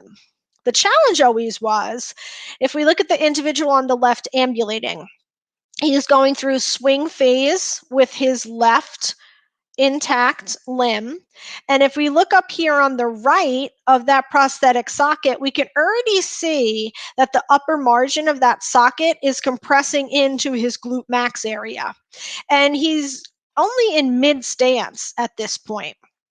So they're finding that that high brim of the socket halts extension on the prosthetic side, which then halts swing on the sound limb, increases force for a quick early heel strike on the sound limb, and it just throws off gait symmetry. So newer prosthetic components are looking more at what's called a hi-fi socket with it's a sub-ischial compression. The hi-fi sockets, they have a lower brim design. We can see it's significantly lower here on the right-hand image. The idea with this is it has carbon fiber struts that are going to come up. And when we look here at the left, we know that tissues, when they have compression against them, they're going to splay out in adjacent areas. The carbon fiber struts allow for that, and then the tissues can splay out in the relief areas to affix tightly to the residual limb and be shorter so that they can get a better range of motion for the gait cycle. One of the other big positives is osteoperception. Because this prosthetic socket locks on tight to that residual limb, any vibration forces from the foot through the pylon up to that socket are going to be better transmitted to the tissues, particularly the bone, for proprioceptive awareness and improvements in gait. Research is finding this to be true, that proprioception is improved in individuals wearing this type of socket. And the way that they assess that is that there's improvements in walking speed, balance, confidence, and they're seeing less steppage gait, where the individual is doing excessive hip flexion because they don't know if that foot cleared the ground, less circumduction, better abduction alignment. So they're adducting that leg in tighter for a smaller base of support, indicating better balance and confidence, better symmetry overall of the gait. And all this contributes to less energy expenditure for the patient. So better cardiometabolic functioning and better function and quality of life. The different types of transfemoral suspension that are available to hold the socket on have changed over time. We originally started with different types of mechanical suspensions, and these were belts and straps that would hold the prosthesis in place. As the individual would have fluctuations in their limb volume, and you had to use different socks for them to hold it in place, and you just had these literally like belt buckle straps, sometimes the hole wouldn't be in the right spot. You need it a little tighter, you need a little looser. We had to come up with creative ways to hold the suspension in place, because any extra shear forces on that limb can lead to skin breakdown. I remember we used to have, this was before the day of Spanx and neoprene sleeves and all of our great suspensions now. We would have the patient take like a girdle, and occupational therapy would sew a strip down it to make it a little bit tighter so they can pull that up as an external support. Little did I know I was onto something way back when.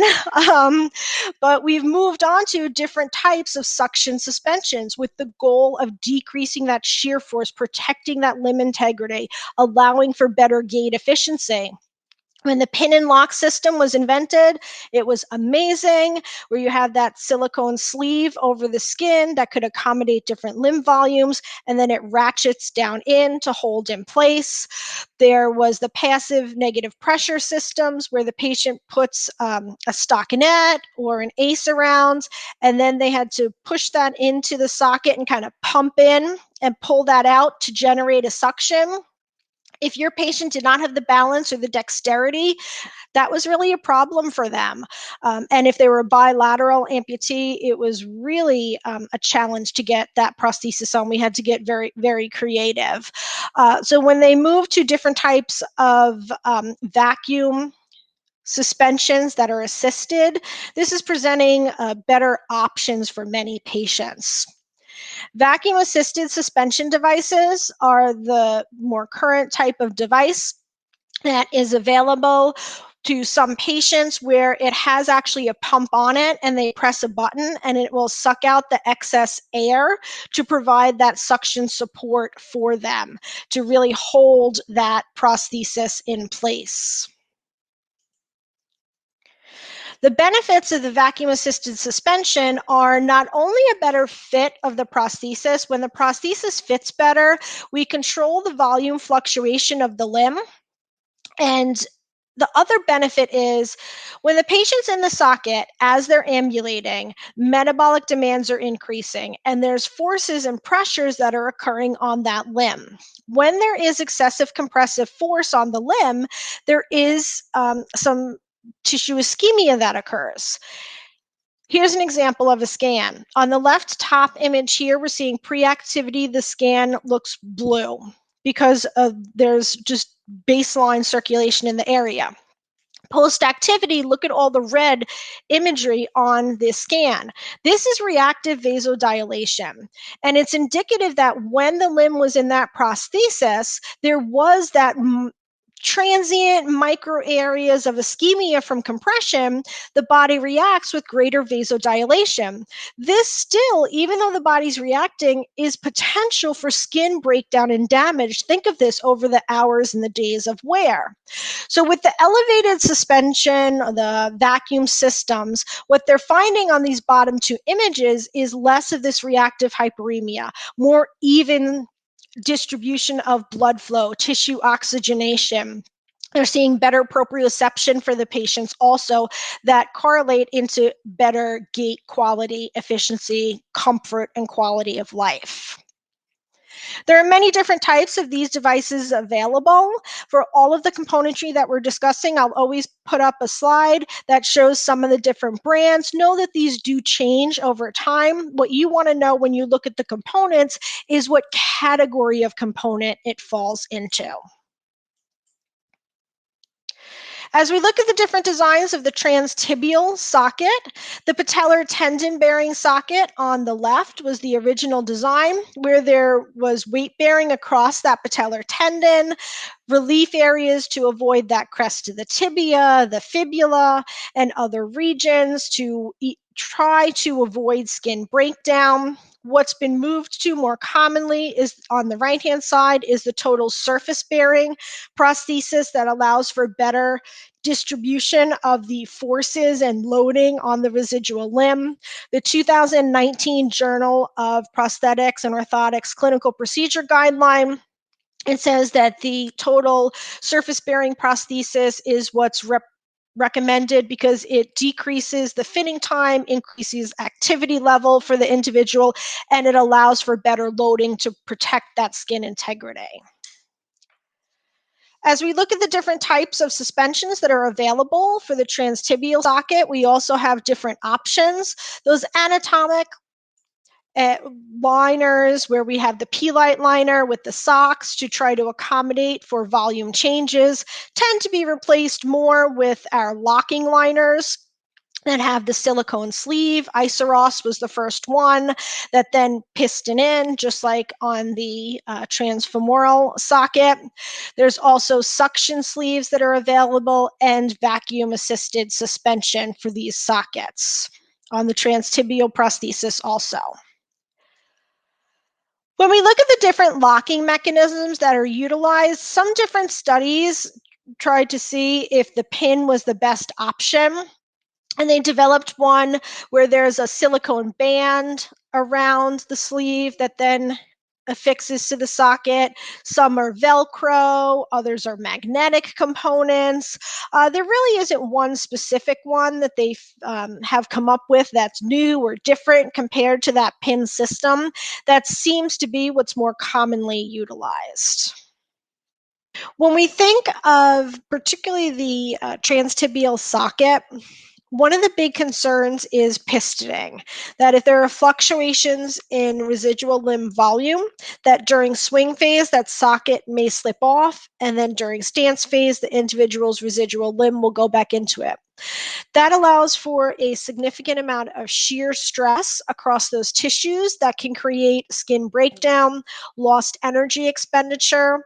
If the prosthesis is not staying on correctly, then the forces of the muscular contraction are not transmitted through it to actually propel through gait, and then maybe lost energy also for the patient, in addition to the concerns with skin breakdown. The VA is doing research to take a look at the different types of suspension systems to see how much pistoning they permit and which ones are most efficient. They're using light scanning, which is the image that we're seeing here, to look at areas of lack of contact where there's fluctuation in the limb volume. What seems to be agreed upon based on the current research is that the vacuum assisted suspension allows for the least amount of pistoning. Because of that motor suctioning out the air, you have the best compressive forces and even distribution of them across the limb. So it's less likely to slip and create that pistoning effect. And then as we go down to the different types of suspension, when we get down to that supracondylar cuff or sleeve where the individual's wearing the socks and they have straps to hold it on, that they seem to have the most compromised suspension in those cases. And we're going to have the greater concern of skin breakdown for those particular patients.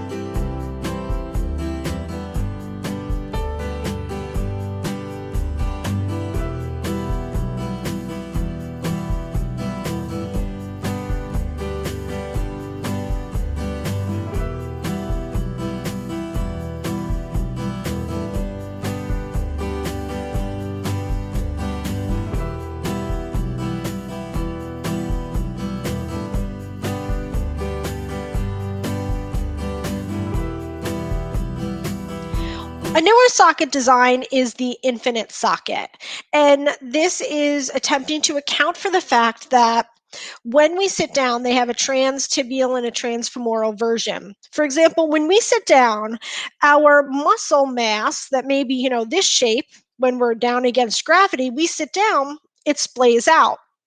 Well, if the socket's rigid, it doesn't account for that. And where the gaps would be for limb volume changes. Same thing, imagine if you have someone who has on a transtibial socket, when they bend down and they get that knee flexion, they may have gapping anteriorly and excessive compression posteriorly. The infinite socket is pretty ingenious. What they have is, it reminds me of a walking boot. So it has a Velcro strap that goes around the socket that has carbon fiber struts. And then inside, they have these bladder valves that the patient can control by pushing a little button. So when they bend down, they can increase the inflation anteriorly, decrease it posteriorly, so they don't have popliteal compression. Or when they sit down, they can loosen that strap to account for sitting and then tighten it back up to account for standing. So they're looking at more innovative types of sockets to account for the high level of function of individuals to protect that residual limb. As we look at the outcomes for all of the different types of sockets, it's variable. There was a 2013 systematic review that I was able to pull some data from. They said that a big concern is perspiration inside the socket, that needs to be minimized as much as possible for the patient, that the ischial containment versus that hi-fi socket with the lower trim line did allow for better gait, that there was better symmetry of gait, decreased hip abduction, better hip extension to allow for that good swing through of the sound limb, increased walking speed, that some considerations might be on the other end of the spectrum, that while that pin and lock is preferred for comfort, for some patient, the patella tendon bearing prosthesis with that P-liner may be a better option because there are less things that could break for them. It's less expensive. We have to balance the prosthetic components in terms of function with what's sustainable for the individual also. So many different considerations in making the prosthetic componentry decision. As we look at the different types of knee components, there are several different ones available, and they seem to be connected to the K level for the patient because the more functionality of the knee, the more that it will permit that person to participate in with better outcomes and less energy expenditure. When we look at someone who is at a K1 level, we're looking at a typical swing and stance control type of friction knee. Someone who is at a 2 level, that household ambulator probably just needs a basic constant friction knee. As we look at our individuals who are community ambulators, out working, participating in activities, those are the individuals where we're going to see more fluid pneumatic knees, the microprocessor knees that allow for variable cadence, and then our individuals who are at a K4 level, we're looking at some more innovative and higher level knee componentry. As we look at the microprocessor knee, this is going to have a computer available in the knee. The design is for a very dynamic gait for the individual. It allows for swing control, but also stance stability for the individual through different sensors that are going to adapt that knee, the swing and the amount of knee flexion, to provide dynamic support during both phases of gait, similar to the natural knee. I'll tell you, back in I think it was like the early to mid 90s when I worked with the first intelligent knee. I can close my eyes and I am back in the prosthetist's office. Look, I'm getting giddy just remembering.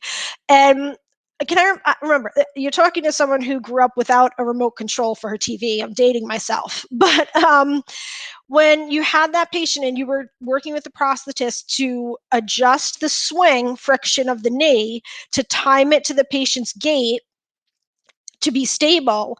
And then you had different settings if they were doing stairs, if they were walking fast, if they were walking slow, and they would have to push different buttons. But it was amazing for the functionality it allowed.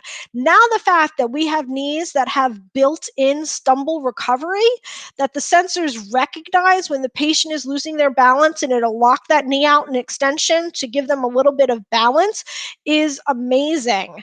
The patient does need to be aware cognitively to keep that battery charged on the mechanism, but these are allowing a significant amount of control.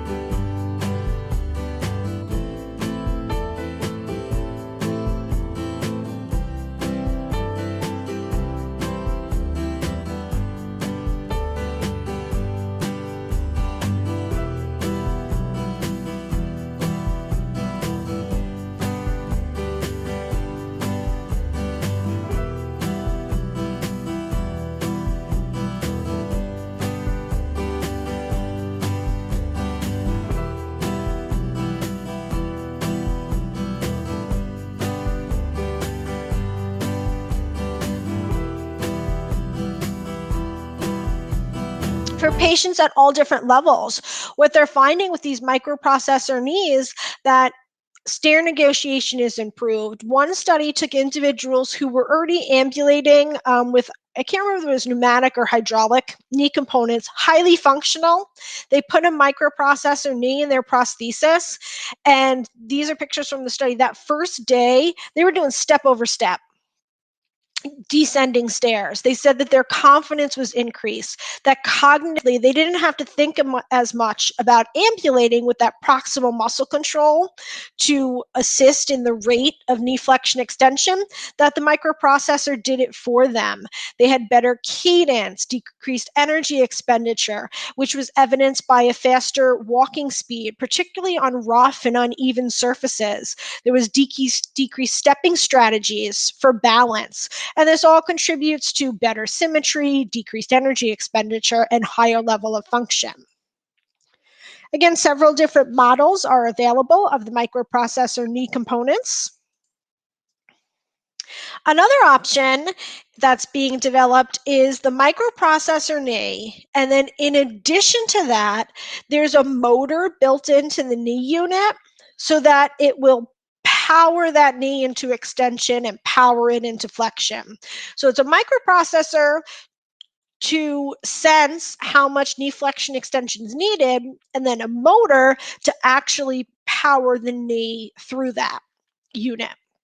What they find with this particular componentry is when an individual is performing sit to stand, that it can help kind of power them up into that sit to stand. That when they are going from heel strike to foot flat, as they're preparing for that weight acceptance, it can create that knee extension that's necessary for weight acceptance. As we consider which patients this is indicated for, it is very specific. And it was very interesting to go through the Medicare meeting minutes with all these different components. This system was first developed in 2007. And when they first presented it to Medicare to get a code for it, Medicare was like, no, you don't have enough data. There's not enough support for it. Come back once you have more research and information. They did come back, and now there is a code for this. And specifically, it's indicated for individuals who are at a K3 level, so they're that community ambulator, and they have some diagnosis of the spine or the sound limb that limits their hip extension and quadriceps control. So if they're going to be weaker to begin with, the recognition is that that extra power component in the knee can help them to be more functional. They also add that there need to be some cognitive requirements of the individual to maintain the piece of equipment, respond to different alerts, because might be some safety concerns if that wasn't available. As we look at the different outcomes of the knee components, there's a lot of research that is saying, we should really have expanded indications for the microprocessor knee because it does demonstrate so many benefits for functionality for the patient. Particularly looking at the microprocessor knee, it was more comfortable, better symmetry, better, faster cadence, decreasing cognitive demands for the individual. One study I looked at compared two different microprocessor knees, and they actually found slight differences. I would say it's, like different brands of shoes, that there are slight nuances of each that may be a little bit different, which was interesting to note. Generally speaking, what they're finding is looking at the use of microprocessor knees, it decreases risk of falling because of all the benefits we discussed. Particularly, one study that caught my eye is they had individuals between the ages of 25 and 40 who were at high functional abilities. They were already ambulatory, and they added the microprocessor knee to their prosthesis and had them go home and use it. 77% had a self-report of decreased falls. Now, the first thing that comes to mind in that population is you're like, well, were they really even falling that much to begin with? We know, unfortunately, that there are instances of loss of balance, and particularly when cognitive demands increase, which is likely in that population if they're up and active, that if 77 self-reported an improvement in their falls, maybe there was even a bigger benefit than that.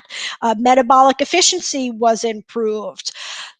All of these benefits are recognized to the point that in 2017, There was a work group that concluded Medicare should really open up a national coverage determination to see if the microprocessor knees could be approved for those individuals who are at a K2 level, where they're just those light community ambulators, because it can improve their function and decrease the risk of falls and potential other injuries for them. As we look at powered limb prostheses, this is going to include the microprocessor knee with the power component and an ankle system that has a microprocessor and power component. You may hear this referred to as the bionic leg. It is really trying to replicate more of the natural biomechanics of walking to control that knee and ankle during the gait cycle. It's not widely used out there yet, something on the horizon. As we look at the different prosthetic foot components, the first one that is the most basic is the satch foot, the solid ankle cushion heel, where you're going to have that slightly compressive heel component. When the individual goes into heel strike, it'll compress a little bit so that for some shock absorption.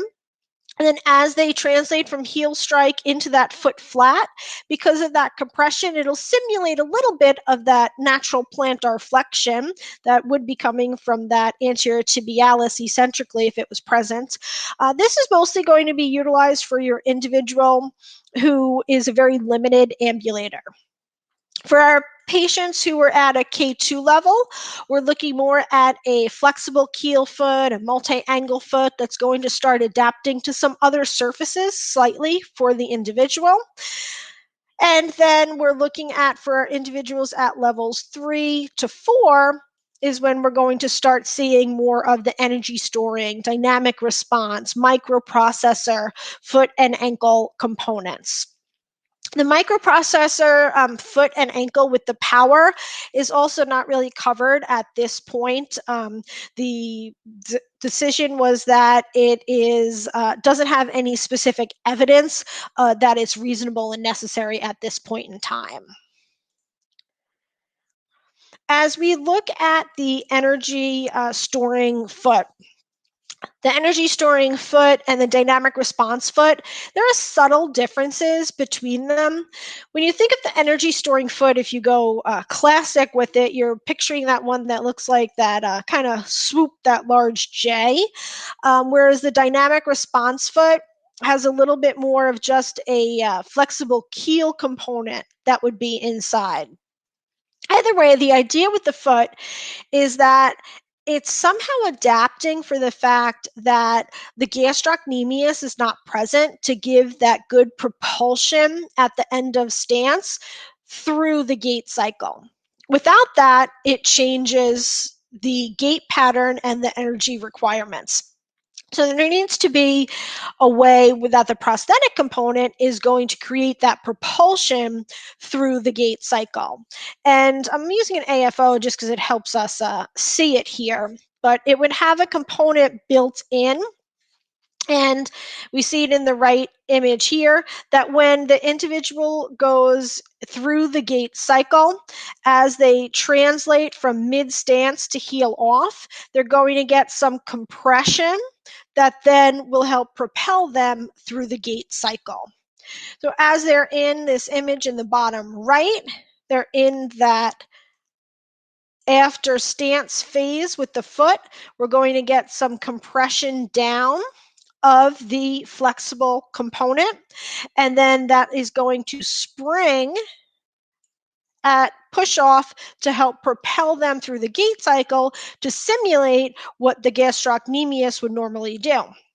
This is important because if we get a good push off, then it's going to allow the swing side of the natural limb to finish its swing cycle and come down into a controlled heel strike to even out that ground reaction force and help limit the shock absorption going through that residual intact limb that could lead to the development of osteoarthritis.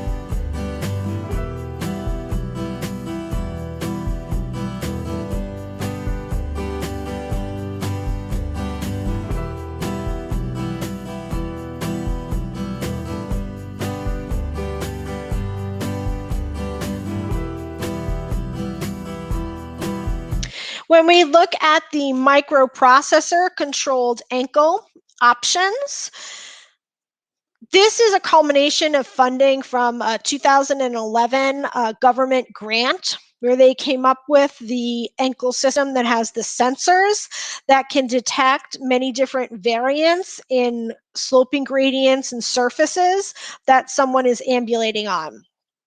The idea is that it's not only going to adjust during the swing phase just for that, toe clearance, but it'll also during stance phase read the angle and the slope that someone is ambulating on. So the image on the left here, the individual is ambulating down a steep path.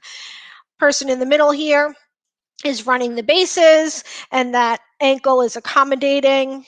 So this is where the individual can rely more on that foot to be stable for their balance on many different types of terrain. It's going to sense those gradients to allow for adaptation. Maybe they're not participating in these extreme activities. It's just going to allow for better safety and balance, avoiding basic obstacles for the individual. By noticing slopes, it's going to adjust for someone if they're walking just a community ambulator. There are set determinations with the Americans with Disability Act at how steep it should be when you're walking through a sidewalk, and then it comes to that flat area before the crosswalk. There's only supposed to be a 5% gradient there. And then the cross slope, like if you're walking across a sidewalk, like the full width of it, there's only supposed to be a 2% gradient on that. A research study said that only about 25% of the sidewalks in the United States actually meet these criteria. So as you're thinking about this componentry and you're like, oh, why does my patient need that? It might just be an improvement for their basic activities. It doesn't have to be these excessive high work demands or recreational activities they're participating in. They're finding that there could be benefits in many different ways for the patients.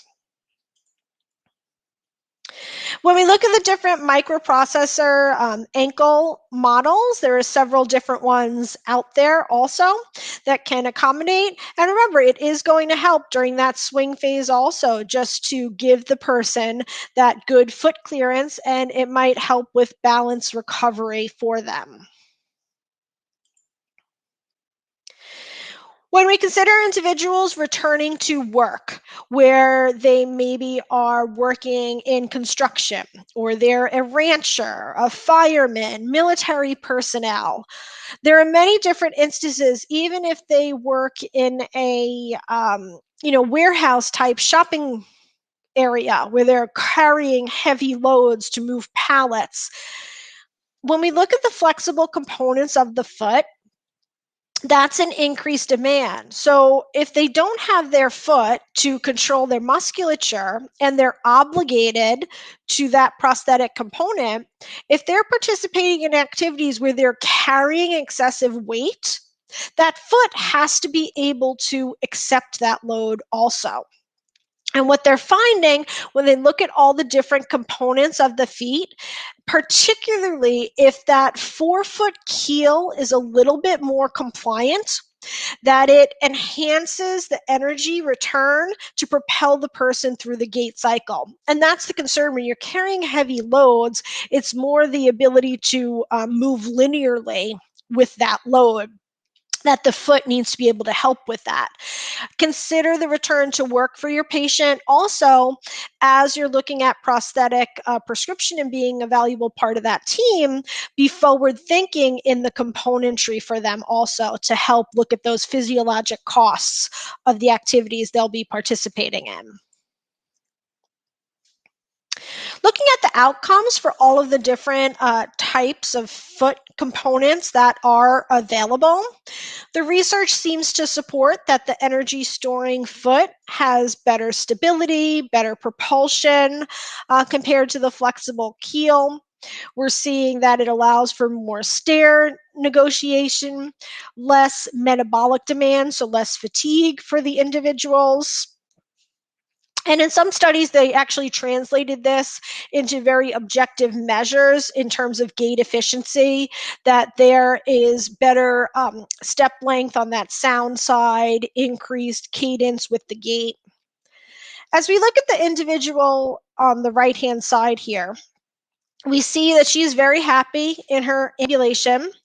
And if we just take a minute to pause and look at her gait, while I'm happy for her that she's happy, if I'm the clinician treating her, I see many opportunities to improve her gait for now and to be forward thinking of the demands and stresses that are being placed upon her body that could lead to osteoarthritis down the road. One of the first things that jumps out at me is that she is in mid stance on her left leg, on her sound limb. And on the right leg, the prosthetic side, there is no knee flexion. There is hip hiking. There is circumduction that is occurring.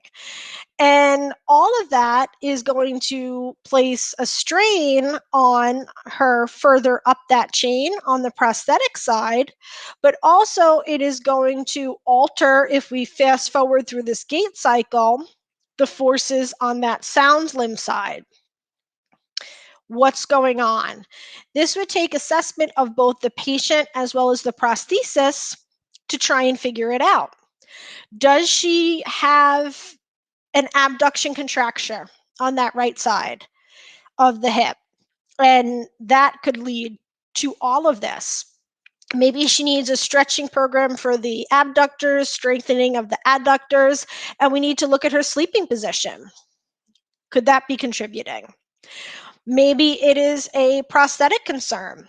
Is the suspension not sufficient on the socket? And maybe this is slipping off on her.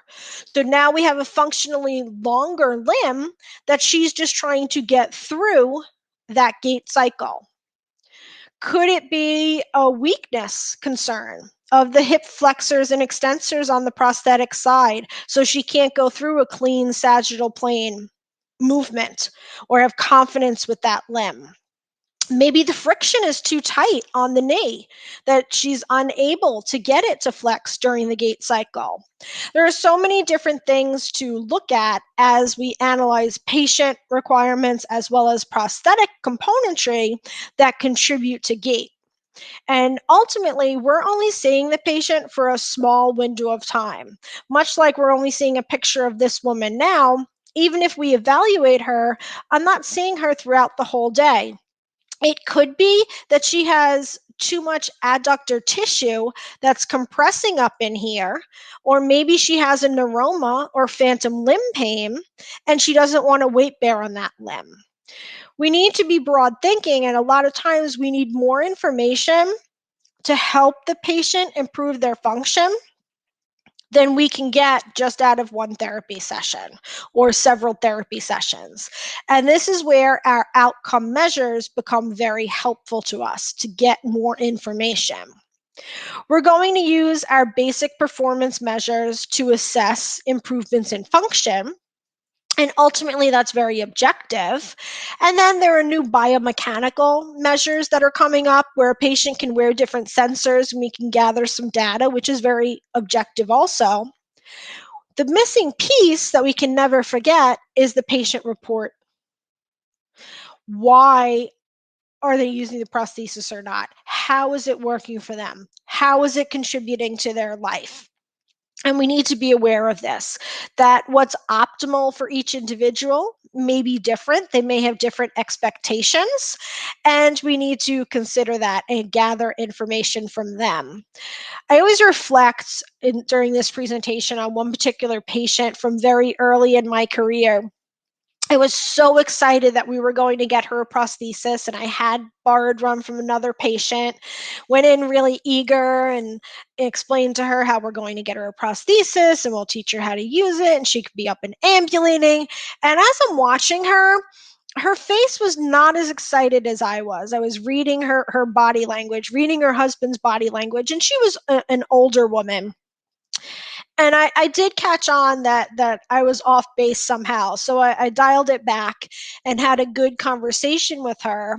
come to find out that her goal was not to get up and be able to ambulate. And because of her other comorbidities, she was never going to be a significant community ambulator. Our goal would be to be a strong household ambulator, maybe a light community ambulator safely. Her goal, her pleasure in life was that she and her husband would frequently go for walks down the boardwalk. And now, because he has his own medical concerns, he really can't push the wheelchair with her in it. And that's what she wants to get back to. She wants to be able for them to enjoy that time together and go for their walks. We had a conversation, and she knew that she would never be a long enough community ambulator to go on those walks. And we had the discussion on how we do need her up and moving for her bone health, her cardiovascular health, pressure management to avoid decubitus. We ended up coming up with a really good plan for her to be able to become independent in car transfers, for other cardiometabolic activities to increase her endurance, good skin inspection, good weight-bearing exercises to try and maintain her bone integrity. And we came up with a plan that was great for her. So as exciting as it is to see our potential in our patients and the prosthetic componentry, we do need to balance that with what their goals are and sometimes adapt our plan.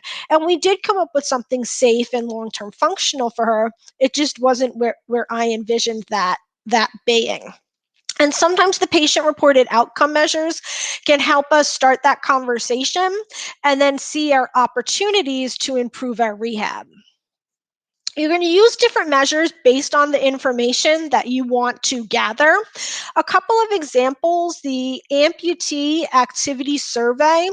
This is going to look at information on employment activities. When are they ambulating? How active are they socially?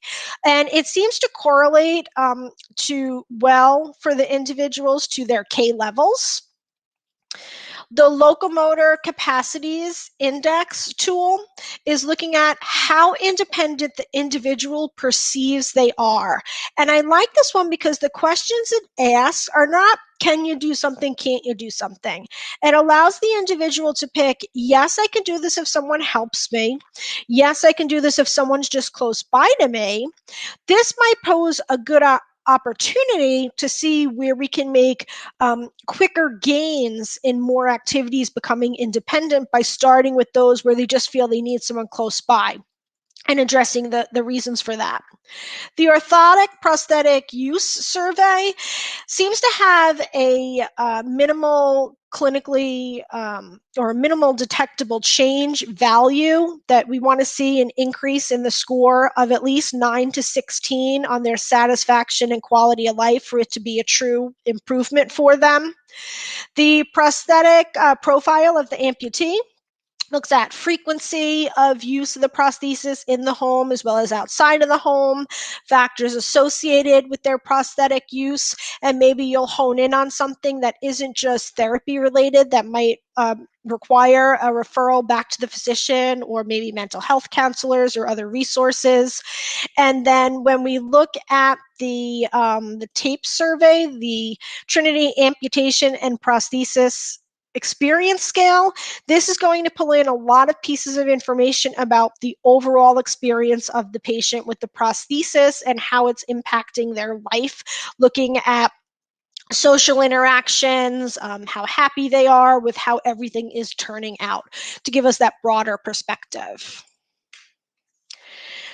Something simpler that we can use that I think is an opportunity for that self-efficacy for patients, where if we can't see big changes, self-selected gait velocity is an opportunity to maybe show them small improvements, and for us to also be cognizant of that. And on the flip side, to see if maybe that limb is getting a little painful or something is not quite right, where we might see a little bit of a change. How fast someone is walking with their prosthesis, many factors are going to contribute to that. That the quality of gait, when we assess it, yes, we're looking at step length, step width, how are they controlling their center of mass, looking at all those symmetry factors. As those increase, we're going to see that the gait becomes more efficient and stable, and then the person is naturally going to be walking faster. So having us just assess the gait speed, well, maybe you were able to walk those 10 feet, but you did it faster. That is an improvement, and that may give us information that we're moving in the right direction, even if it's not specifically measurable in other ways. Looking at all of these different prosthetic components, we've just scratched the tip of what's available for our patients. And we want them to be functional in their day-to-day life, their work, and well as their recreation. Even though insurance may not cover some of those prosthetic components, it's important for us to know what's available and what's out there. To go on the flip side of that and share a brief story that I came across of a gentleman on the far left here. This individual, he came to a clinic that was in Thailand. The story is that back in 1968, he lost his leg during the war in Thailand as a soldier. He developed this makeshift prosthesis for himself, and for 43 years, he wore that same prosthesis. Didn't even know anything else would be available to him until he came to this outreach center. And know that even here in the United States, we do still have those patients who may not have access to financial resources, repair resources. We're going to have patients at every end of the spectrum. Be mindful of that as we get excited over some of these prostheses that we're looking at. We're going to service all of our populations and get that understanding from our patient of what their goals, functions, and opportunities are for componentry. One example is just looking at something as simple as heel height.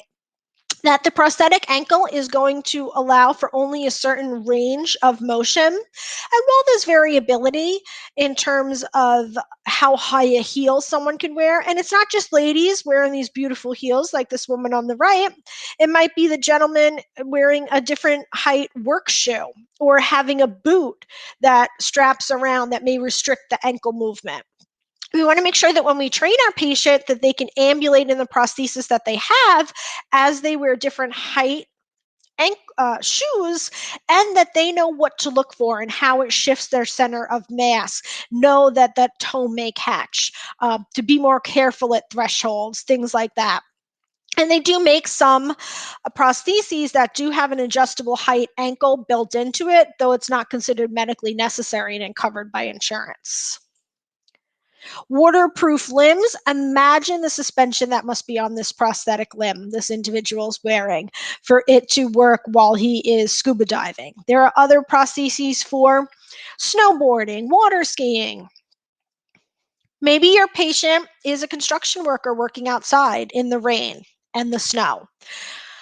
They might just need a prosthesis that is more water resistant.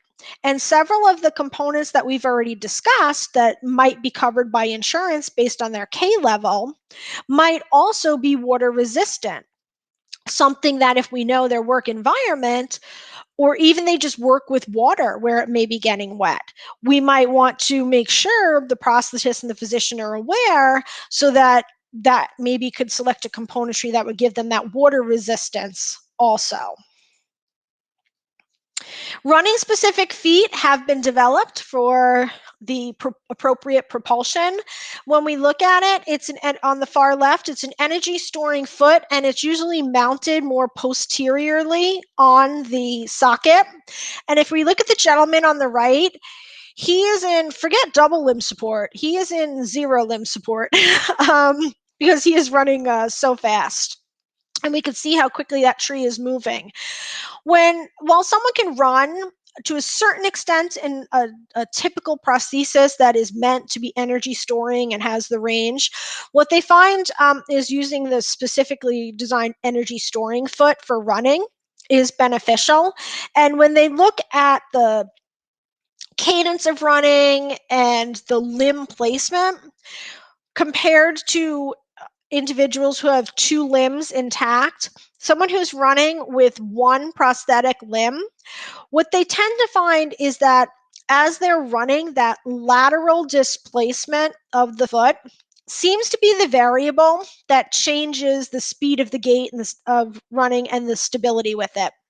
That individuals who were better trained and more efficient runners, specifically the Paralympic sprinters, they found that that lateral displacement of the foot was better aligned to allow for better running. Something to be aware of, maybe if you're training your patients, look at that particular control and strengthening the muscles that would account for that if running is a focus. And maybe they need to do that for their job. Rock climbing. While that flexible forefoot keel is great for someone who is carrying excessive loads, what they find is that the flexible forefoot is not good for individuals who are rock climbing because they do not have that plantar fascia to tension as they try to support themselves to propel up on the rock. They need to have a specially designed foot mechanism that recreates that more rigidity to allow for them to push off up onto the rock. And we don't know what activities someone is going back to. Maybe they are a rescue worker or in the military and they need to be able to perform certain tasks. So there are prostheses and components that are developed for all of these different activities. As we look at some more of the emerging techniques and componentry, a lot of the research comes from the government.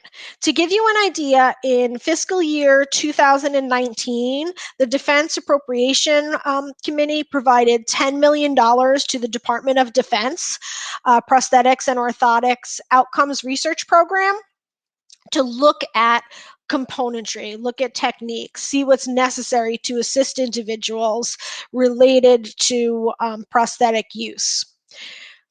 A lot of the research that happens is not just honed in on military personnel. Well, while it sparks private industry and there's a lot of partnerships and it eventually ends up in more public use, many of the studies do allow recruitment by civilian individuals. And one particular study that is being done recently is through the VA Center. It's the Climb Center for Limb Loss and Mobility. They're having individuals, military personnel as well as civilians, recruited to have them wear like a Fitbit type device to gather information about frequency and duration of community ambulation for their study. I've included in the back of the course notes packet at the end of it links to different programs, many of the different assessment tools that I've discussed. If you want to seek out some of these opportunities, maybe for some of your patients to participate in. Something they're looking at developing are different sensors that are built into the sockets. Having a good sense of where the prosthetic limb is in place, in space, is important to allow for appropriate gait, to limit the risk of falls, to contribute to that gait efficiency that we've discussed. And while you can, tap on the foot, tap on the prosthesis to try to have the patient, understand and develop a sense of that, they're looking at putting different types of sensors directly into the socket, where those slight vibrations that come up the pylon into the socket can be amplified. Somehow they use white noise to amplify it, to then feed it back in to the receptors to allow the individual to have better postural stability and better gait function. They're also extending use of this in the research to individuals who are diabetic with peripheral neuropathy, if there's a way to use the sensors more proximally to allow better proprioception for improved gait. Distributed sensors are being used in the socket interface. So in that silicone sleeve, they're using small sensors that are smaller than a penny. These little type of sensors here. And then they have the arrays that connect them. And what the goal is with these different sensors is for them to perceive moisture. So how much is the person sweating? Temperature change, Look at that vasodilation, that reactive hyperemia that is indicative of decreased oxygenation, measuring the shear stress that is happening to the residual limb. And we're very early in this development. But the idea is to gather all this information to help them see what modifications are necessary to help be protective of the integrity of that skin that will prolong prosthetic use.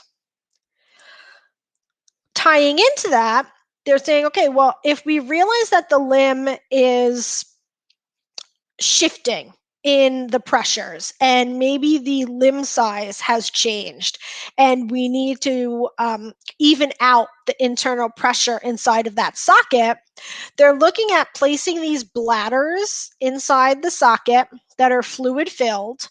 And when the sensors recognize that there's a change in limb volume, it would automatically fill these little regions inside the socket to redistribute the pressure and forces to be more protective of that limb, to allow for better gait to continue and account for volume fluctuation.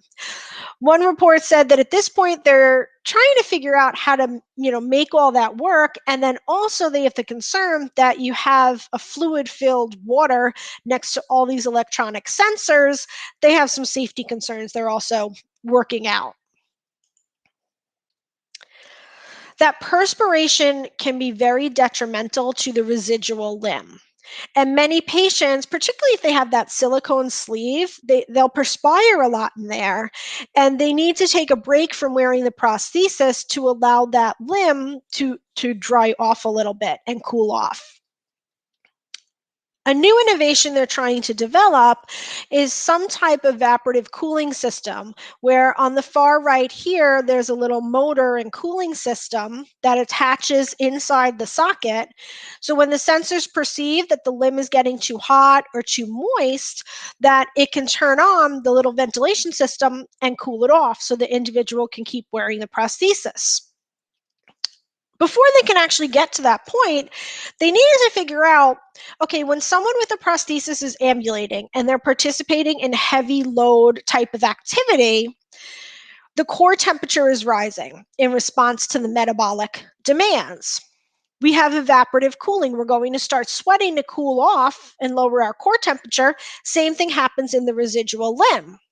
They wanted to confirm that sweating evaporation process is related to this body trying to achieve homeostasis and control its core temperature, and not related to something else in the prosthesis.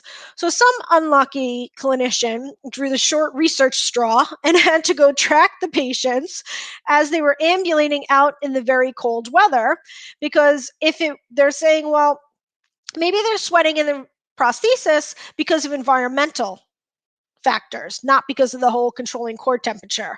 They did confirm that evaporative process is related to core temperature rising, not just the environmental. So they're moving forward with some type of evaporative cooling systems to incorporate into the prostheses.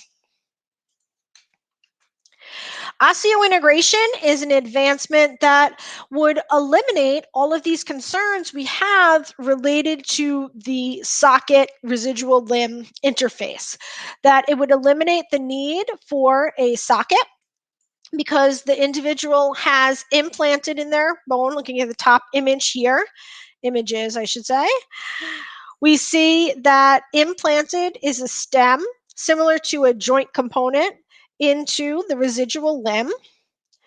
And then that's allowed to heal. And down the road, they're going to insert in this next image a small, through the skin,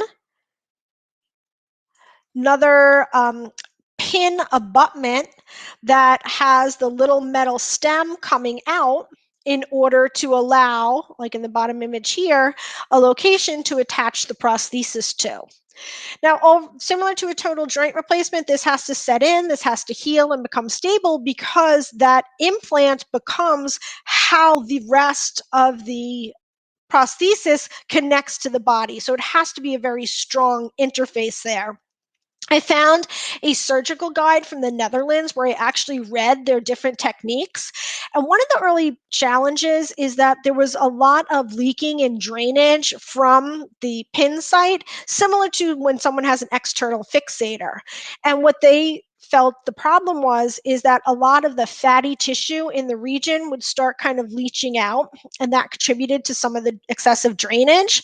And they started implementing a clearing out of excess fat during the initial implantation of the bony stem into the marrow cavity, and they saw some better results.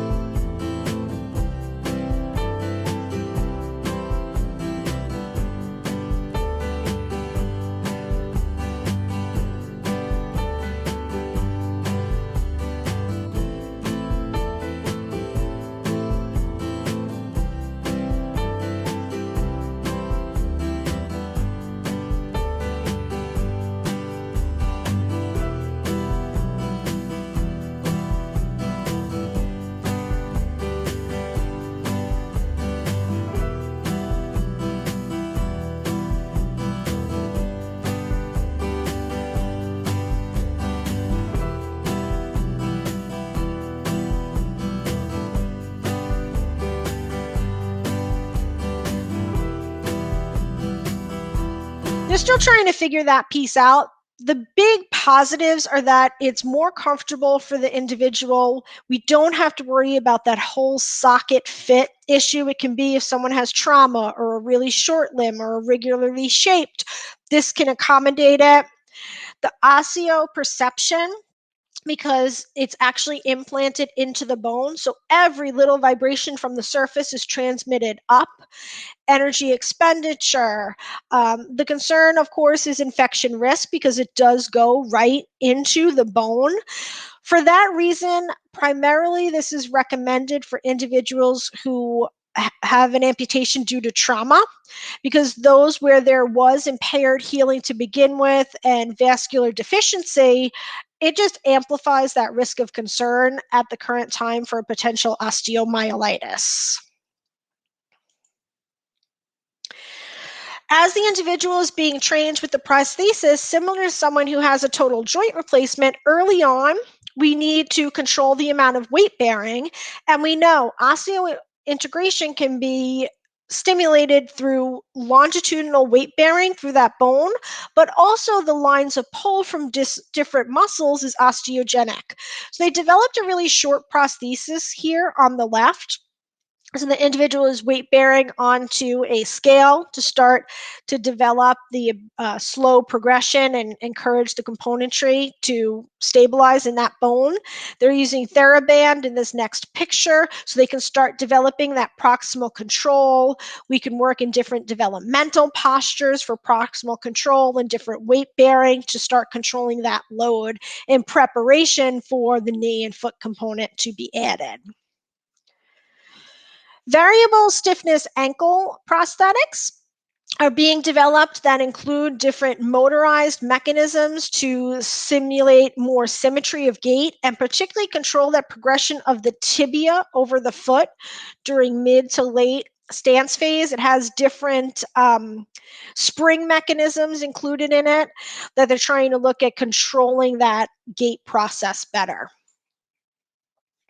Because there are many different types of foot components, they're developing a foot emulator. When we go to try on different shoes, right, you walk around in them a little bit. The thought is that as they develop this emulator, it doesn't look like a typical foot. It's attached to a computer and they can control the different componentry in it to make it fit on the prosthesis like all the different brands of foot components and the different types. the individual can walk on the treadmill and decide which one they like best. So where they're at in the research is the individuals are trying on the different foot components, picking out the one they like, then having that specific brand and model foot put on their prosthesis. They go home, they wear it for a couple of weeks, and they're having them come back and say, well, is the simulation of the machine really matching how that foot ultimately performs for them on different terrains and in different functional activities? Makes a lot of sense. The Ewing amputation is an amazing procedure. This is a surgical procedure combined with a specific type of prosthesis, with the goal being more natural movement and a higher level of function. This was named after the first gentleman, Mr. Ewing, to undergo the procedure in 2016 at MIT. And the idea works on the fact that when we're moving, dorsiflexion, plantar flexion, well, how much I need to dorsiflex for toe clearance? My anterior tib is going to contract. My gastroc is going to lengthen. My Golgi tendon organs, muscle spindles are all going to communicate, so I know how much to pull my feet up. Well, when you have an amputation, if those muscles are attached to the bone, while they can contract, they're not getting any input back, any proprioceptive input back. What they do in the Ewing amputation surgical technique, they're going to attach the muscles. So they're going to restore, in a sense, that agonist-antagonist relationship. So the anterior tibialis will go to the lateral gastroc. The peroneus longus goes to the posterior tibialis. And you have these new relationships.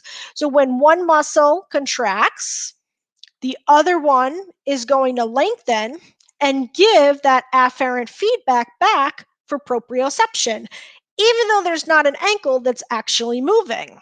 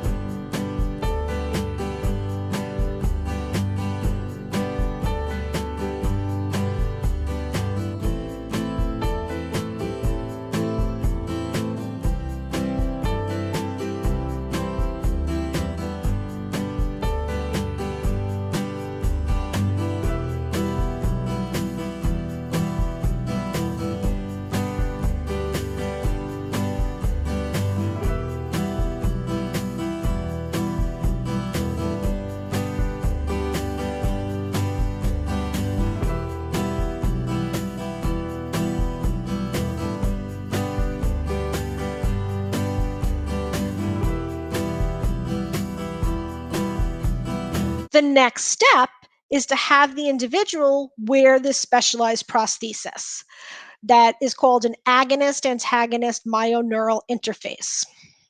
So the individual thinks active contraction.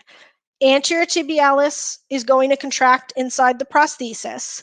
An electrode on that anterior tibialis inside the prosthesis picks up that sense, sends the signal for dorsiflexion down to the motorized ankle joint.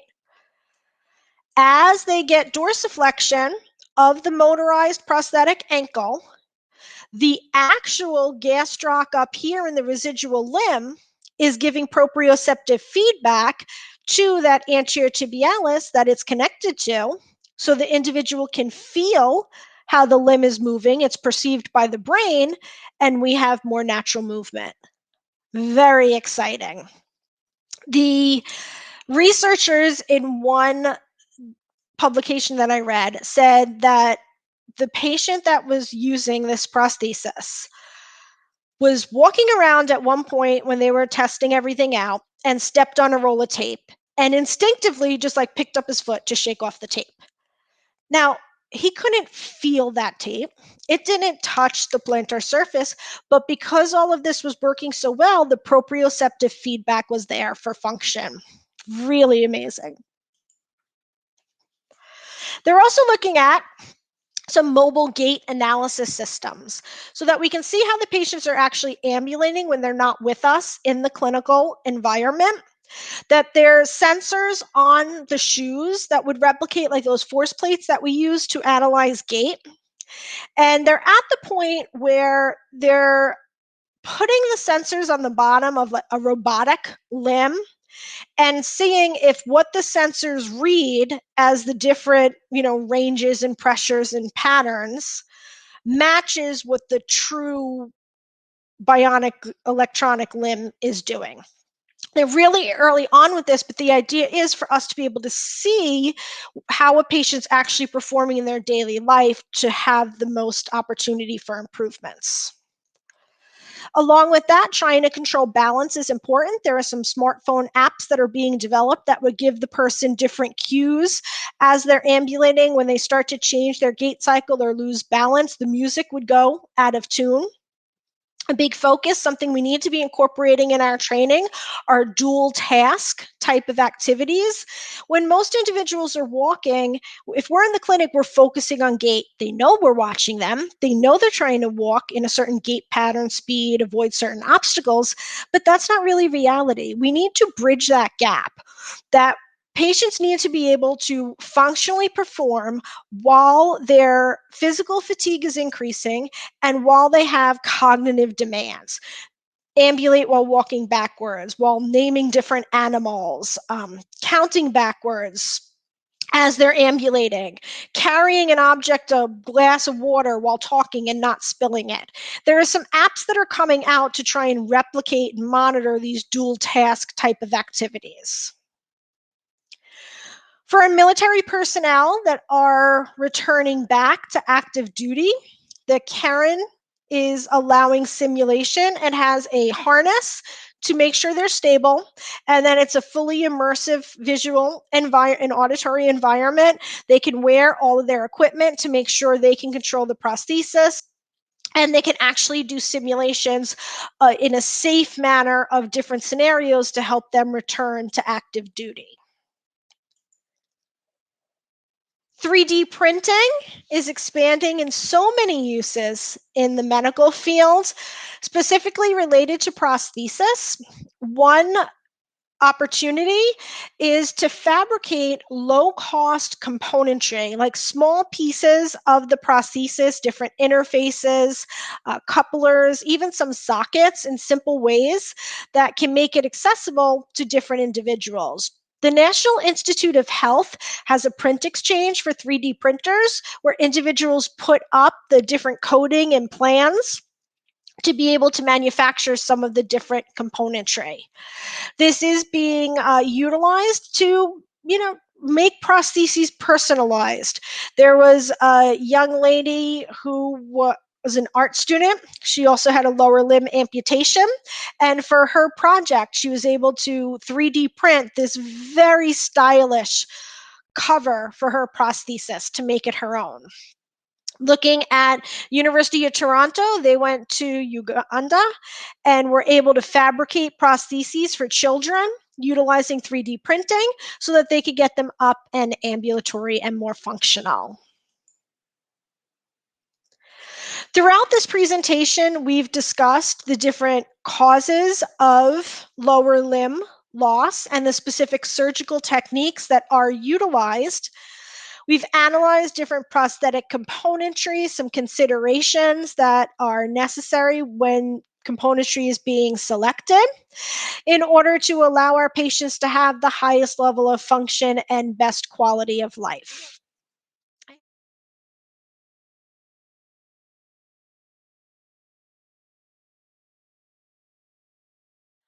What are the treatment guidelines for mirror therapy? Mirror therapy works on the premise of providing input to the brain that both limbs are intact and that they're functioning. This new information seems to facilitate cortical restructuring to either lessen or resolve the pain that's perceived as originating in that amputated limb. One study that I read, it had the individuals come into the clinic to be instructed on how to perform the mirror therapy, and then they went home to continue the intervention on their own. They did find in this study that it was effective. Almost half the participants, it was a small cohort, but almost half of them reported a perceived decrease in their pain in that residual limb, and it averaged about a 40% decrease, which is pretty significant. In most of the protocols that I found, as well as the research studies that were performed, the time frame where the individual is performing that active movement while watching that reflection in the mirror seems to be about 15 to 30 minutes once a day. It could be one long session, it might be divided up into two shorter sessions during the day, but 30 minutes seems to be that target time frame for performance, repeated about 5 days a week for 4 to 6 weeks seemed to be the point at which they started to see some improvement in the pain in that residual limb. A key when you're having the patient perform it is to remember that they have to think that that reflection is their residual limb as an intact limb.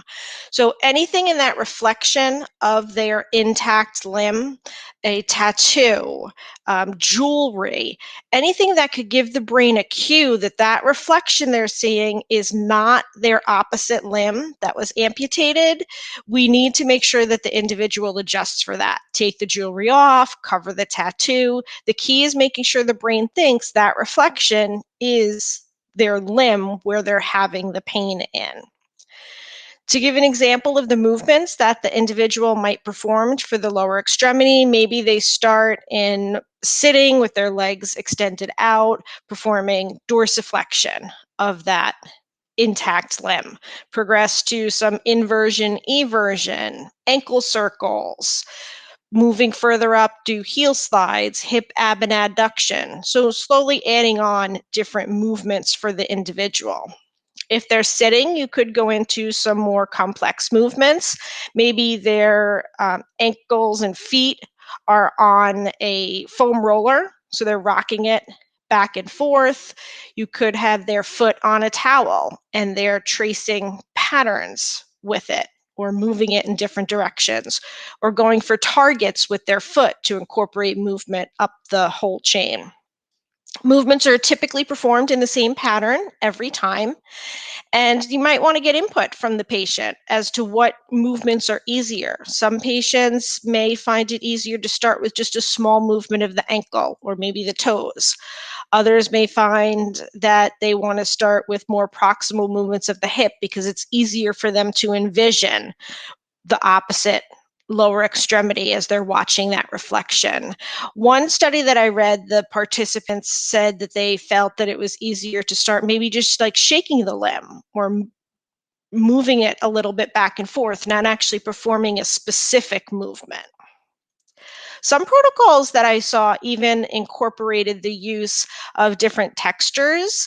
So they're almost doing a desensitization. They're performing it on their intact limb, again, envisioning in the mirror it's the opposite limb, stroking it with different textures or maybe a warm cloth, starting at what would be a pain-free area and then moving to the region where their pain would be. So you have several different options of how you can perform the intervention, but that target treatment time seems to be 15 to 30 minutes, 5 days a week for about 4 to 6 weeks to start seeing some improvement. Does Medicare or insurance companies have limitations on prosthetic components they will cover?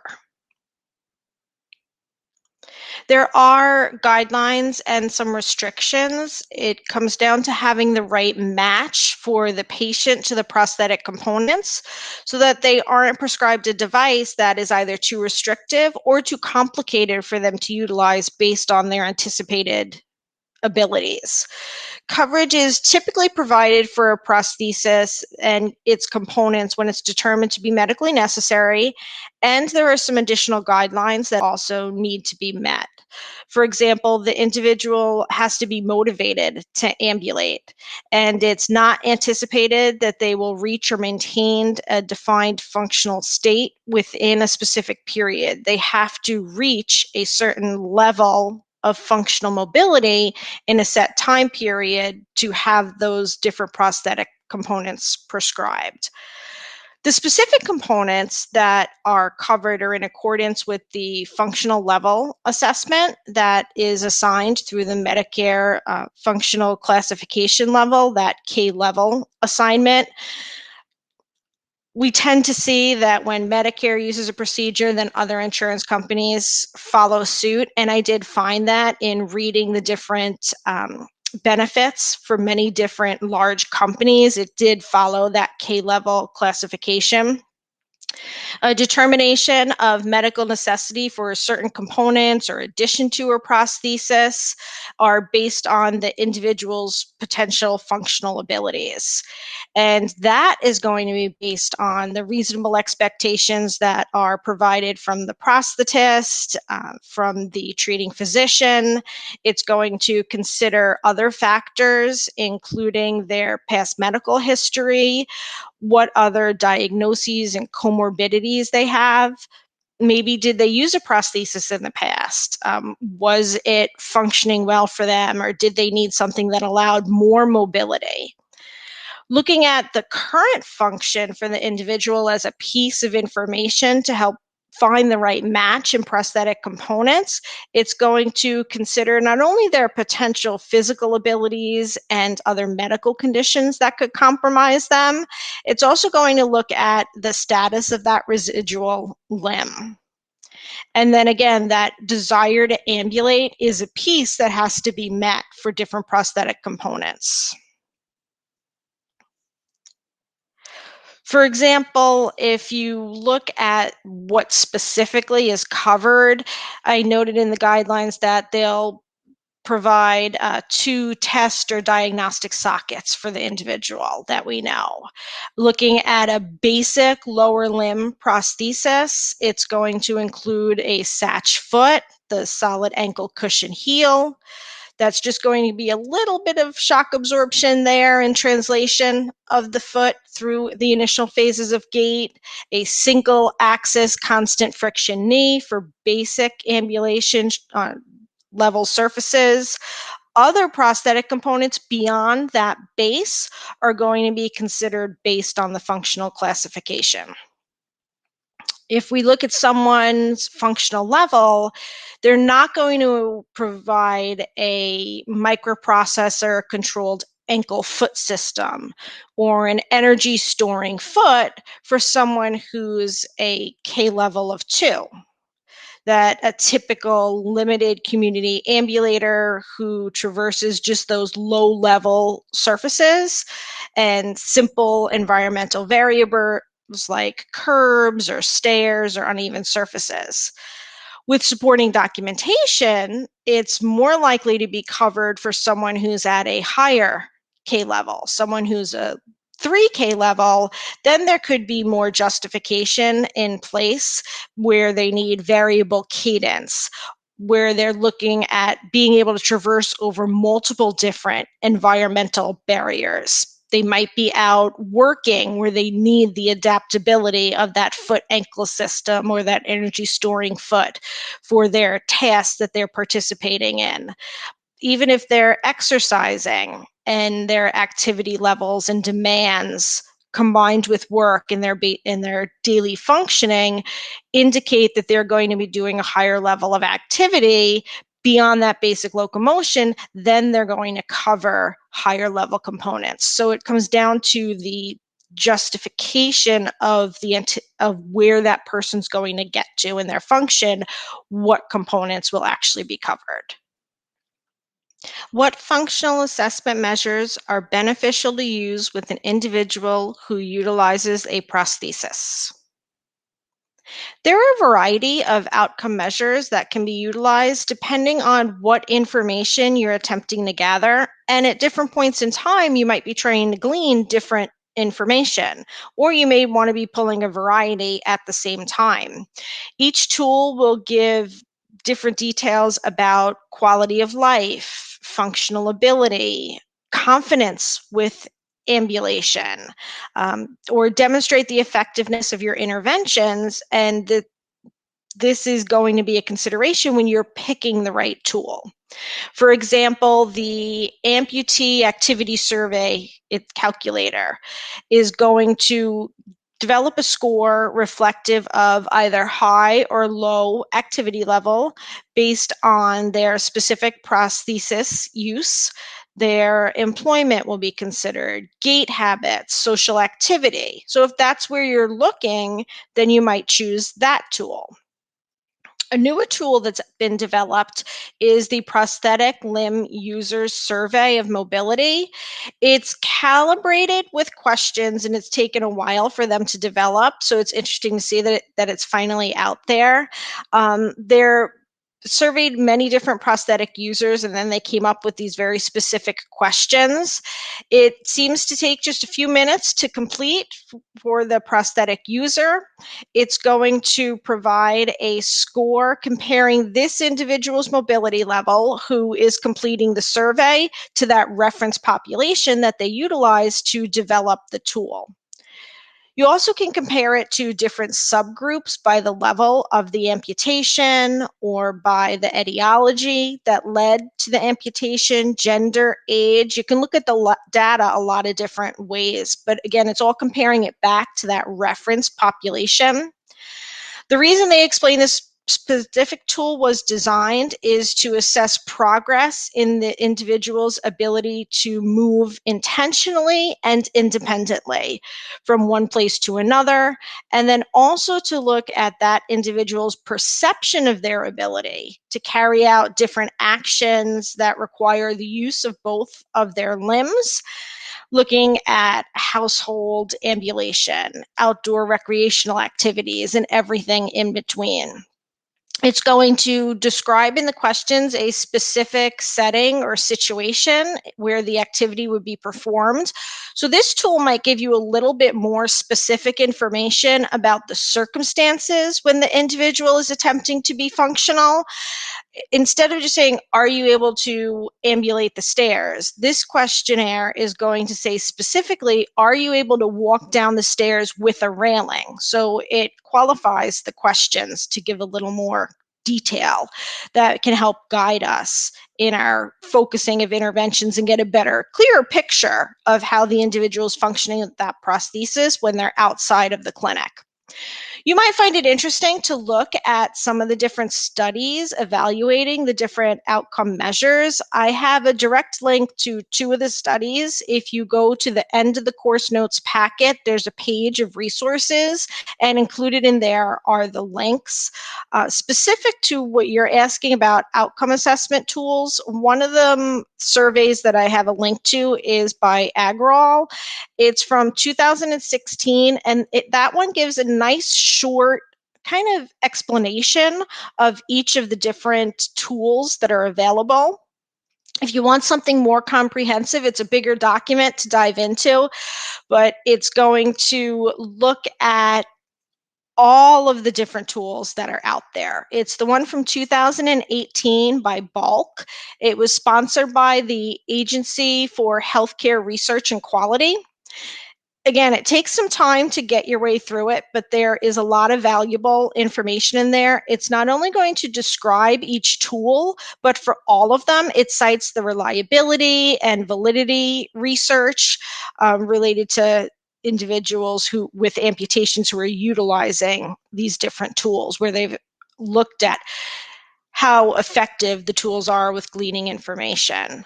The good news is both of them research studies are available online for free. So if you did want to look through them, you'll be able to use those links I provided to get to them.